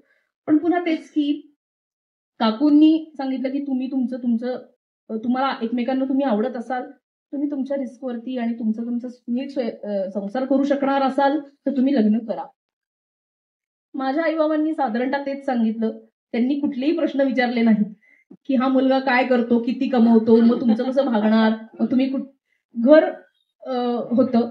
काकूंनी प्रयत्न करून आम्हाला एक घर बनवून दिलेलं होतं. आम्ही तिथे राहू शकत होतो. छप्पर होतं. आता फक्त आम्हाला तिथे नीट राहायचं होतं. जे आजच्या काळात फार कठीण आहे. पण आम्ही कठीण आहे म्हणजे लग्न यांचं झाल्यावर 21 डिसेंबर, मला तारीखही माहितीये, 21 डिसेंबरला ही माझी मुलगी, हा. आम्ही दोघे एकमेकांना फोन करायचो, आहे अजून टिकलं हे छान आहे. पहिलं वर्ष दुसरं वर्ष अक्षरशः, कारण चिन्मयची ही किती स्तुती करू दे, पण तोही म्हणजे असा हे आहे, तडक फडक आणि अशा स्वभावाचा आहे, आणि ही पण काही कमी नाही. त्यामुळे आम्हाला खरोखरच म्हणजे प्रामाणिकपणे मी सांगते की दोन बुद्धिवादी लोकांचं हा. जुळणं. नाही, मी त्यामुळे- बुद्धिवादी नाही, मी मेहनती मुलगी आहे. मी बुद्धिवादी आहे. अगदी प्रामाणिकपणे की आम्हाला वाटायचं की हा आहे बा, 3 वर्ष झाली टिकलाय, 5 वर्ष झाली टिकलाय, आणि आता खरोखरच आता टिकणार वा, आहे. वा. तर आता सहजीवन कसं असतं तुमचं? कारण दोघंही व्यग्र आहात आपापल्या कामामध्ये. हो. अनेक वर्ष एकत्र होतोच आम्ही, म्हणजे अगदी लॉकडाऊन पर्यंत. आणि आता त्यांनी त्याचा एक वेगळा मार्ग निवडलेला आहे. त्याला आता मुंबईत राहावंसं वाटत नाही, त्यामुळे तो लहान मुलांना नाटक शिकवतो, शिक्षकांना नाटक शिकवतो. अरे वा. अशा पद्धतीचं आता त्याचं गोष्ट रंग नावाच्या एका प्रकल्पाबरोबर तो जोडला गेला होता. आता सध्या तो त्यांच्यावर काम करत नाही, पण त्याचं मूळ ते आहे. आणि लहान मुलांच्या गोष्टींच्या संदर्भात त्यांनी ते एक वर्कशॉप केलं, आणि आता तो पूर्ण वेळ या संदर्भातलं काम करतो आणि वेगवेगळ्या ठिकाणी फिरत असतो. तो अत्यंत मनमौजी आहे. त्यांनी अनेक गोष्टी एक्सप्लोअर करू पाहतो, वर्कशॉप्स घेतो, खूप लोकांना भेटतो, आणि मी खूप कमी लोकांना भेटते. मी ज्यांच्यावर काम करते त्यांनाच सातत्याने भेटत राहते. त्यामुळे सहजीवन असं आहे की तो असं जगातलं सगळं काहीतरी गोळा करून आणतो, खूप काही वाचतो, आणि तो जेव्हा गप्पा मारायला बसतो तेव्हा तासनतास गप्पा मारतो, तासनतास तो एखाद्या गोष्टीबद्दल बोलत राहतो. त्यांनी ज्या ज्या गोष्टी बघितल्या आहेत, मग अगदी निसर्गातल्या असतील, पुस्तकातल्या असतील, कुठल्याही असतील, त्याचं असं आहे की ते सांगितल्याशिवाय त्याला राहवत नाही. आणि अगदी त्याचा विचार सुद्धा तो आपल्यापर्यंत पोहोचवतो. तर सध्या आमचं सहजीवन असं आहे की भेटलं की वलावला बोलून टाकायचं.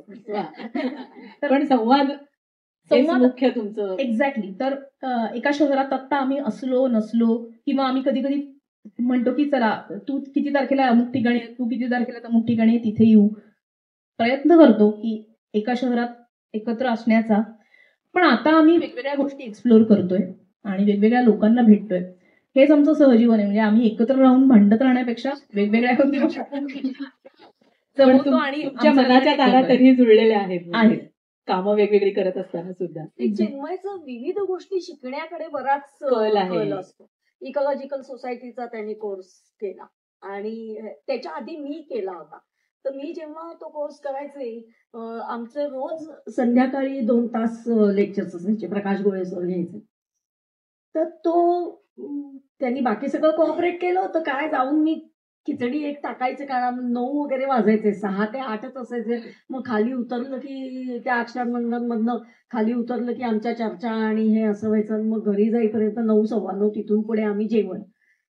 तर पण तो म्हणाला की काय आहे बरं का आई, उत्पत्ती स्थिती लय याने सृष्टीचं चक्र चाललेलं आहे. तर त्यातल्या स्थितीची गती व्यर्थ कमी करण्याचा तुम्ही व्यर्थ प्रयत्न पण शेवटी त्यालाही तो कोर्स करावासा वाटला. त्याला अनेक लोकांनी भरीस पाडलं, त्यांनीही तो केला, आणि त्याचं आकलन आणि हे नक्कीच ते रिफ्लेक्ट होतं त्याच्या मुलांना शिकवण्यामध्ये सुद्धा, किंवा शिक्षकांशी बोलण्यामध्ये सुद्धा ते होतं. कारण हे जाणवतं की कुणालाच काही निसर्गाविषयी काही माहितीच नाहीये. म्हणजे पर्यावरण वाचवणं वगैरे हे पुढची गोष्ट आहे, फार पुढची. तुमच्या अंगणातलं झाड तुम्हाला नाही माहिती आहे, त्या दृष्टीने तो हे करत असतो. बरोबर, त्याचं काम चालू आहे, वेगळं पण महत्वाचं काम. आणि सगळ्यात महत्वाची गोष्ट म्हणजे की तो काल जसा असतो तसा आज असेलच असं नाही. अनप्रेडिक्टेबल नाही. तर आजच्या अनुभवाने तो स्वतःला बदलतो, आणि दुसरा त्याचा दिवस त्या शहाणपणावरती तो सुरू वा करतो वा आणि अनेक गोष्टी घेत राहतो. हम्म.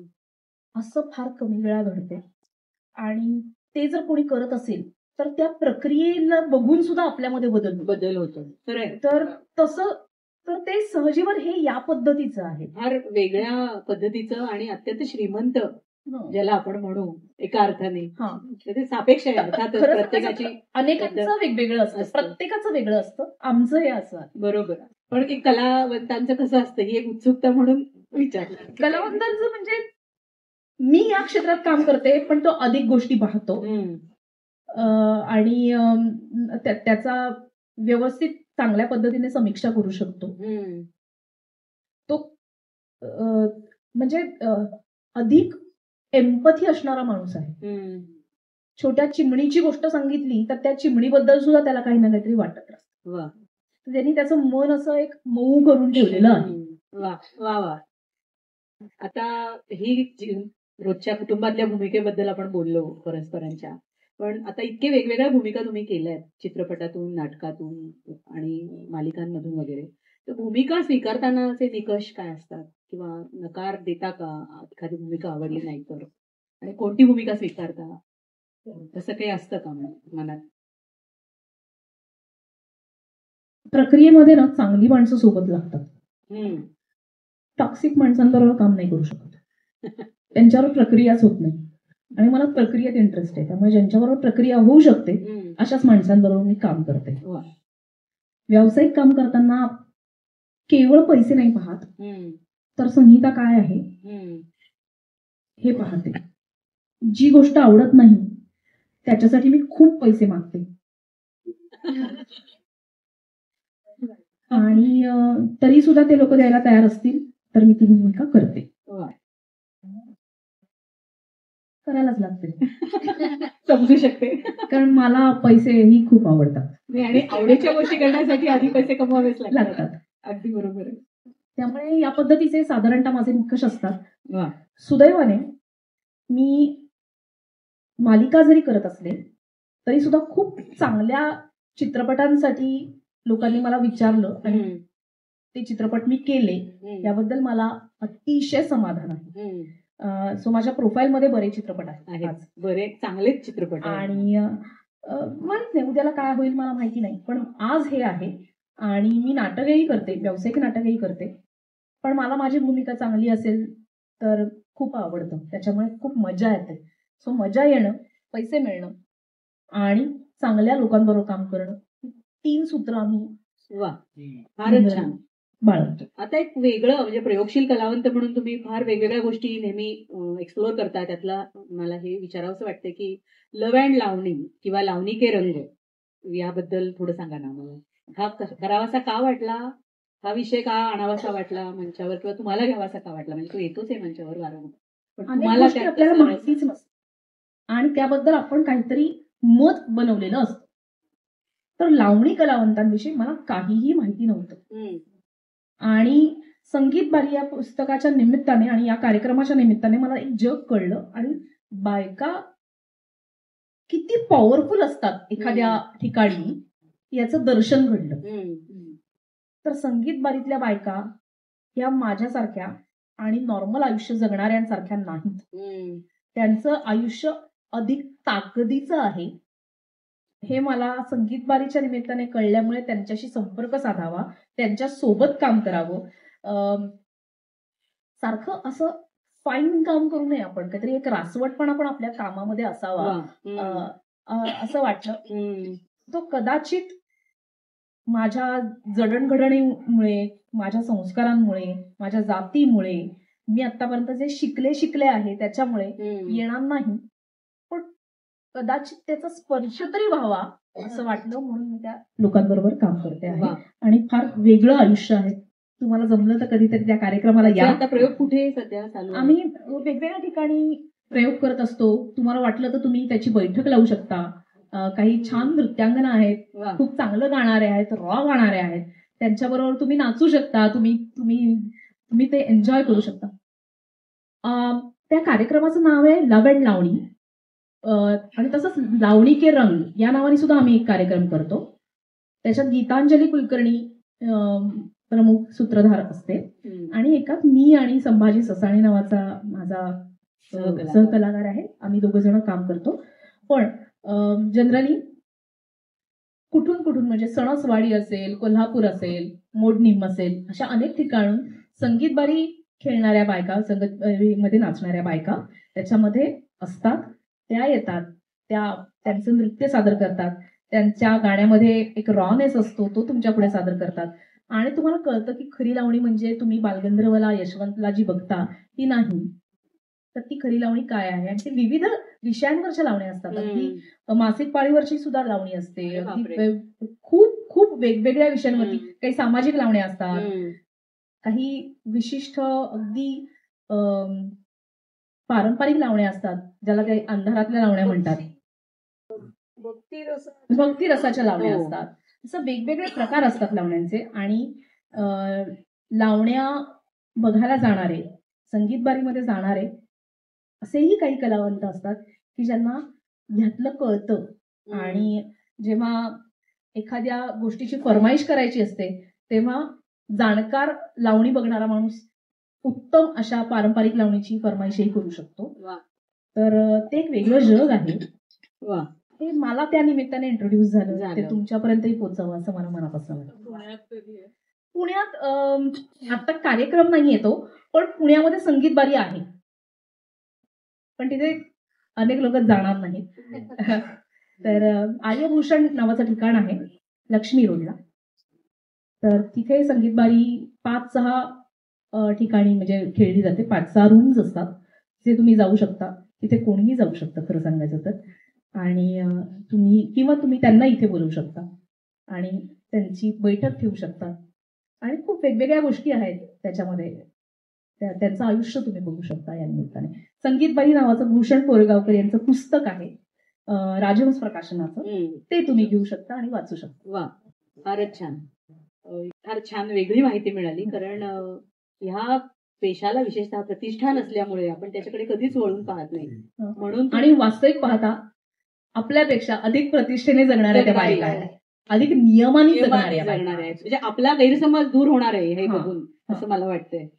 वा, आणि समाजामध्ये आवश्यकता आहे या प्रकारच्या कलेची. अशा प्रकारे जीवन जगून त्यांचा जो कोणतो मालक असतो त्याचा संसारही छान चाललेला असतो आणि ती बाई पण असते. ते वेगळं आहे जीवन, आणि आपण ते माहित करून घेणं हे आपल्यासाठी गरजेचं आहे. वा, आता कोरगावकरनी हे मस्त हा घडवून आणलेलं आहे ते दोन्ही कार्यक्रम. बर. आणि फारच मला वाटतं आपण नक्की पाहायला जाऊ शकतो. एक वेगळा अनुभव घेऊ शकतो आपण या निमित्ताने. कारण कलावंत जसे प्रयोगशील असतात तसं रसिकांनी सुद्धा प्रयोगशील असलं पाहिजे. आणि ते त्या निमित्ताने आपण पण वाढत असतो. रसिक असलं पाहिजे हे फार. तर आता मी 3-4 प्रश्न एक शब्दात किंवा एका वाक्यातच उत्तर द्यायचे असे काढलेले. सोपे आहे. विश्रांतीच्या वेळी किंवा फावल्या वेळात काय करायला आवडतं? गप्पा मारायला आवडतं. वा, नाहीतर झोपायला. वा. अभिनेत्री म्हणून करिअर झाले नसते तर काय केले असते? व्यवसाय केला असता. कोणता माहित नाही. मी काही करू शकले असते, पण घरातून व्यवसायाची बॅकग्राऊंड आहे त्यामुळे व्यवसाय केला असता. नव्या कोणत्या नाटकातून किंवा चित्रपटातून तुम्ही आता भेटणार आहात किंवा मालिकेतून काही सांगता येण्यासारखं आहे का? चालू आहेत कामं, तीच करते. पण कदाचित 2 वर्षांनी नवीन काम मी आता जे करते ते कदाचित तुम्हाला दिसेल. वा, किंवा आम्हाला तुम्हाला वेब सिरीज मधून बघायला पण नक्की आवडेल. हो, ते एक माध्यम एक्सप्लोर करायचं राहिलंय. आता एक प्रश्न असा आहे, एका शब्दात किंवा एका वाक्यात, कला कलावंताला काय देते आणि कलावंताकडे काय मागते? माणूस म्हणून जगायला शिकवते आणि माणूस पण मागते. वा वा, फार छान. तर खरं तर अजून खूप प्रश्न मनामध्ये आहेत, पण वेळेची कुठेतरी मर्यादा आपल्याला सांभाळायला हवी, म्हणून मी थांबणार आहे. आणि रसिकांना काही प्रश्न विचारायचे असतील, कारण चेतन दातारबद्दल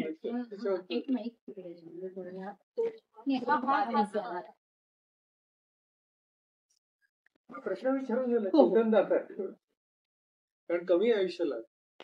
हो, पण अत्यंत प्रयोगशील दिग्दर्शक. प्रयोगशील लेखक, आविष्कारसाठी काम केलं.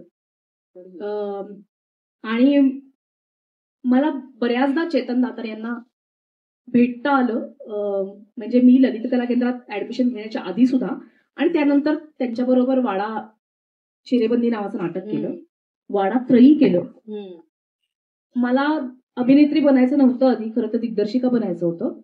तर दिग्दर्शकात बरोबर काम करणं ह्यासाठी मी मुंबईत जेव्हा काम करत होते खेळ मांडियाला या नाटकासाठी, तेव्हा ते व्यावसायिक नाटक होतं आणि मी नेहमी चेतन बरोबर असायचे आणि त्याच्याबरोबर बऱ्यापैकी म्हणजे 2-3 वर्ष मी त्याच्याबरोबर बऱ्यापैकी काम केलं. एक गोष्ट, त्याचे गुरु म्हणजे सत्यदेव दुबे ते आणि चेतन दातार मला नेहमी सांगायचे की एकदा तरी लग्न कर, एक. आणि दुसरी गोष्ट अशी सांगायचे की व्यावसायिक काम करत राहा, जे तुला पोटा पाण्यासाठी उपयोगी आहे तेच तुला नाटक करण्यासाठी ऊर्जा देईल.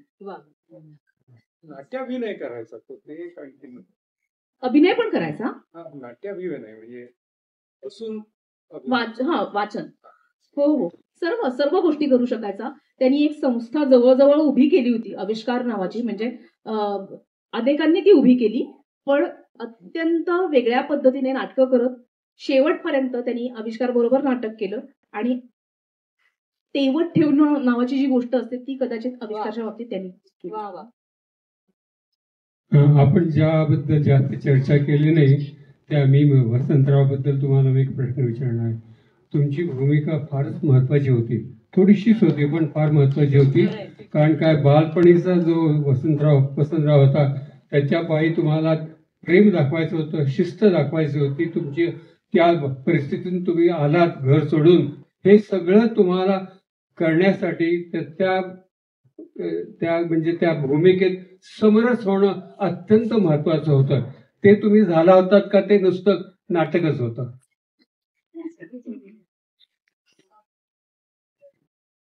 नाही, 2 गोष्टी आहेत की समरस होणं हे अभिनेत्याला करायलाच लागतं. मी इतका वेळ जे म्हणत होते प्रक्रिया, तर प्रक्रिया तुम्हाला समरस व्हायला लावते आणि अभिनेत्याचं टेक्निकल शिक्षण तुम्हाला त्या भूमिकेतनं बाहेर यायला शिकवतं. तर त्या दोन्ही गोष्टी या निमित्ताने होत होत्या. पण त्या भूमिकेने मला माणूस म्हणून खूप काही दिलं, एक ताकद दिली. एका बाईची ताकद काय असते ते त्या भूमिकेने मला दिली. आणि बाईचं मुलांविषयी, त्यांना वाढवण्याविषयी, त्यांना सिक्युअर करण्याविषयी ज्या ज्या गोष्टी असतात कलेची जोपासना होती त्याच्यामध्ये, आणि कला आणि व्यवहार या दोन्ही बद्दल बॅलन्स आपण कसा साधला पाहिजे याबद्दलही अनेक गोष्टी होत्या. त्यामुळे त्या भूमिकेने फारच उत्तम केली तुम्ही भूमिकेची. अत्यंत लाडकी भूमिका आहे. हो, मी केलाय. अवघड अनुभव आहे तो अभिनेत्रीला, कारण आम्हाला सगळ्या गोष्टी हळूहळू करायला लागतात. जाहिरातीमध्ये क्विक भावना आणायला लागतात आणि एक नेमकेपण असतं त्याच्यामध्ये. म्हणजे प्रोडक्ट दाखवण्यात सुद्धा एक नेमकेपण, असं धर. अभिनेत्याला तसं नाही, त्याला फ्लो मध्ये काम करायला लागतं. त्यामुळे ते जे नेमकेपण आहे त्याचा सराव करायला हवा, असं एक मला लक्षात आलं. पण तिथेही गंमत असते, ते काम करण्यात सुद्धा गंमत असते. त्यामुळे ती वेगवेगळ्या भाषांमध्ये सुद्धा मी माझी पहिली ऍड ही सेक्स एज्युकेशन वरची केली होती आणि ती तमिळ मध्ये आणि हिंदीमध्ये होती. तर तेव्हाही मला खूप मजा आली. स्टेजवर तुम्ही जे इमोशन साजर करता त्याचे वेगवेगळ्या तऱ्हेचे असतात, त्याचे रेसिड्यूज काही मनात राहतात का? आणि त्यामुळे काही असा स्ट्रेस निर्माण होतो आणि तो तुम्ही कसा मॅनेज करता याच्याबद्दल उत्सुकता होती. हो, होतात. या प्रक्रियेमध्ये निश्चित होतात. पण तीच त्या प्रक्रियेची गंमत आहे.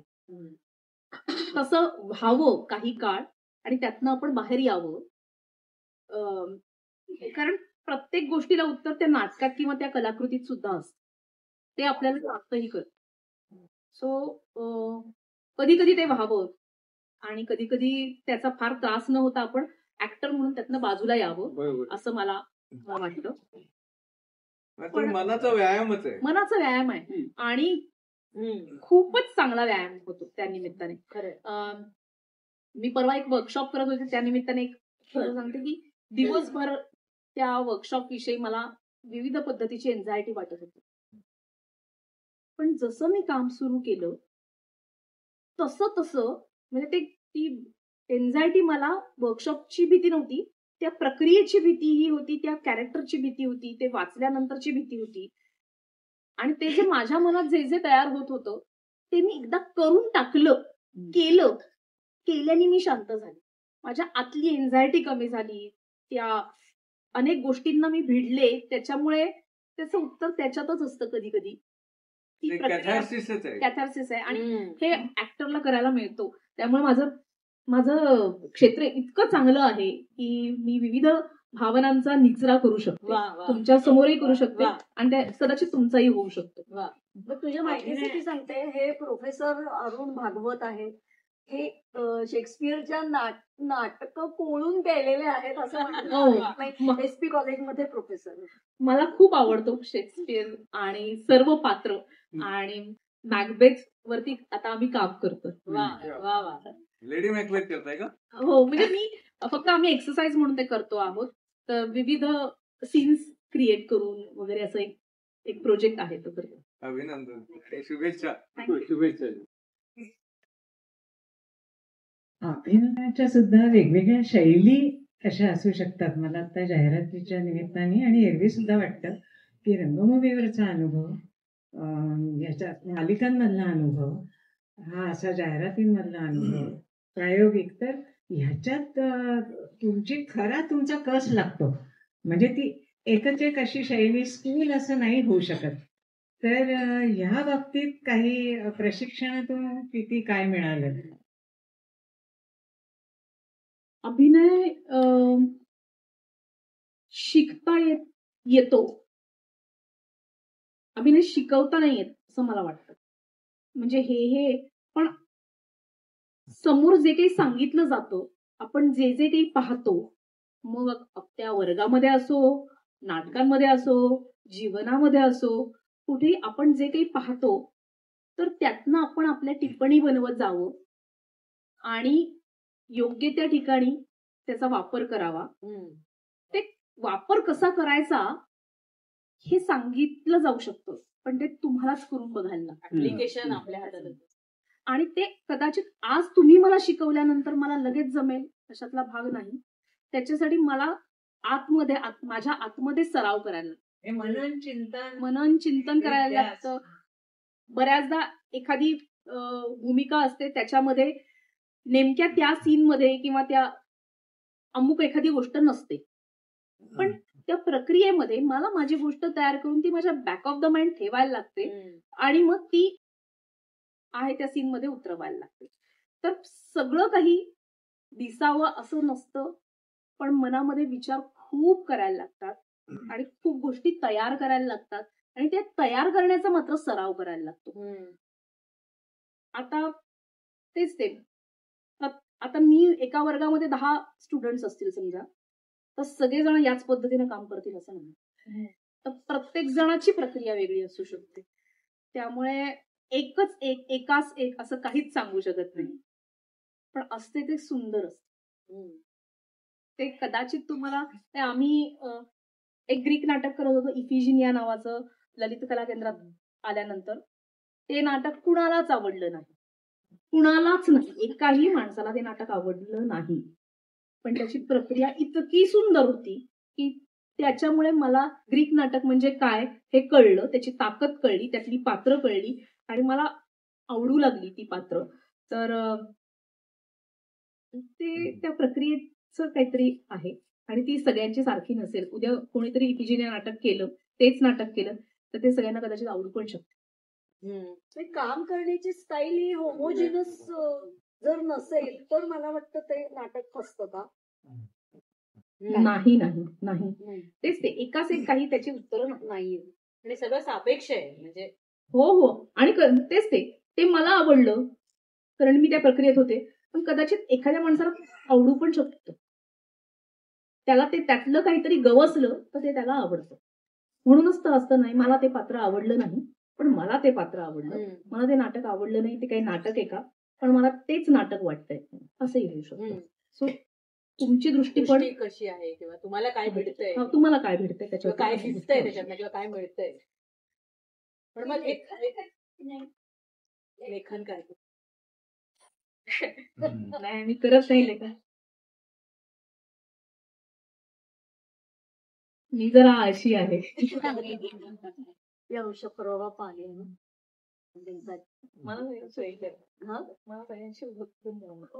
मला एक प्रश्न विचारायचा असा की तुम्ही नाटक, सिनेमा किंवा आता सिरियल वगैरे जे काही टीव्हीवरती काम करता, ज्याच्या अगोदर तुमचा स्वभाव कदाचित वेगळा असेल आणि या क्षेत्रामध्ये आल्यावरती आपल्या स्वभावामध्ये किंवा आपल्या गुणदोषांमध्ये काही फरक झाला का, असं तुम्हाला जाणवतं का?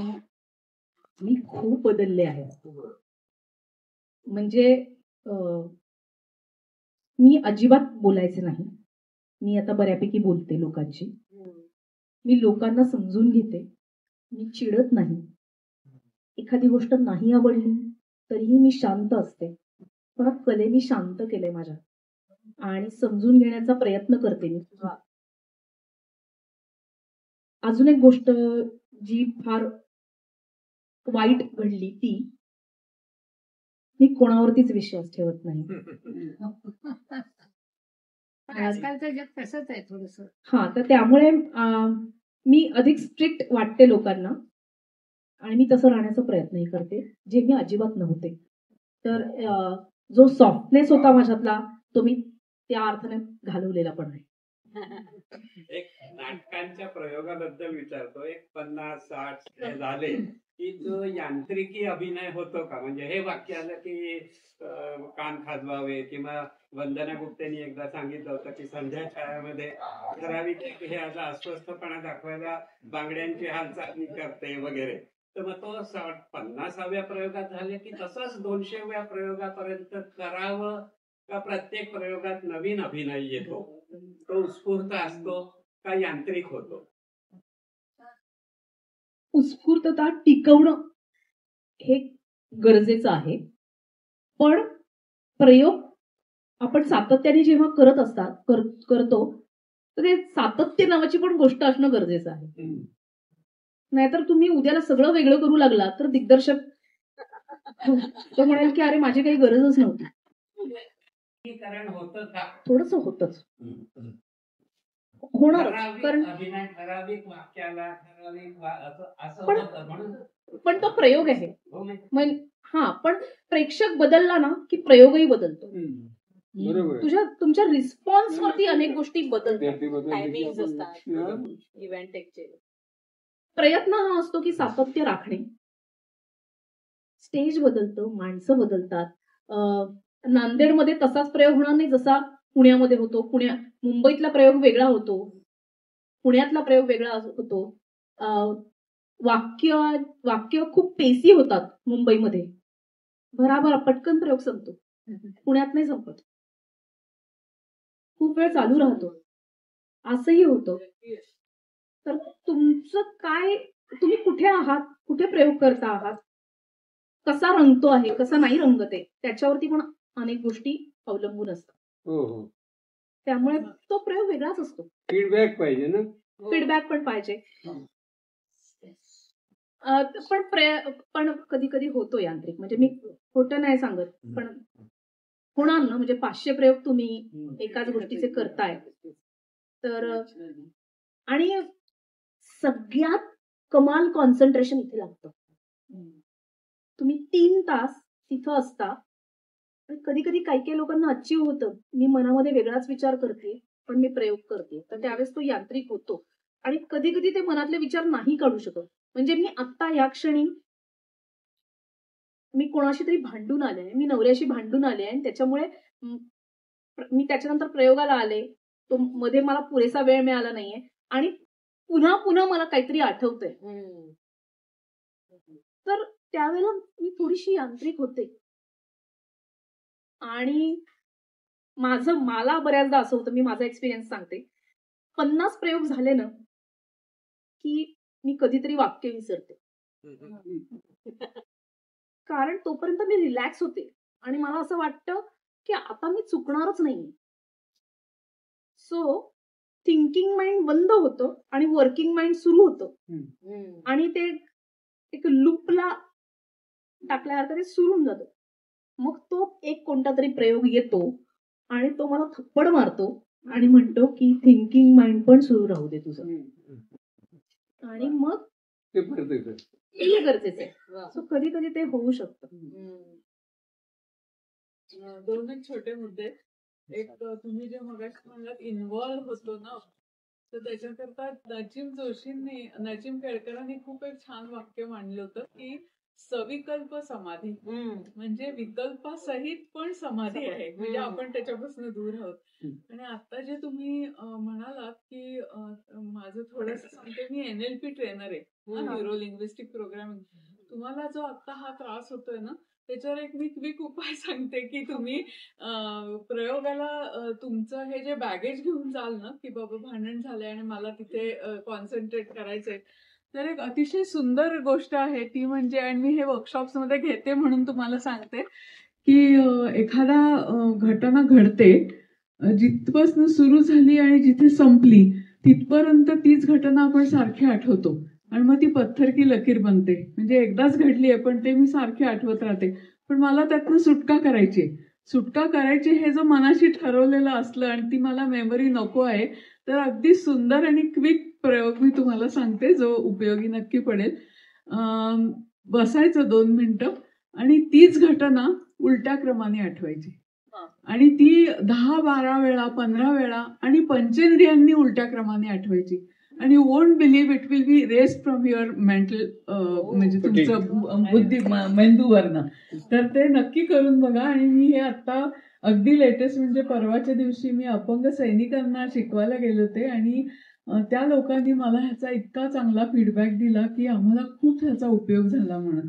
तर ते तुम्ही उपयोगात आणू शकाल. म्हणजे थँक्यू सो मच. नक्की थँक्यू. कारण ह्या अशा गोष्टी म्हटलं तर रोजच होत असतात. हो ना.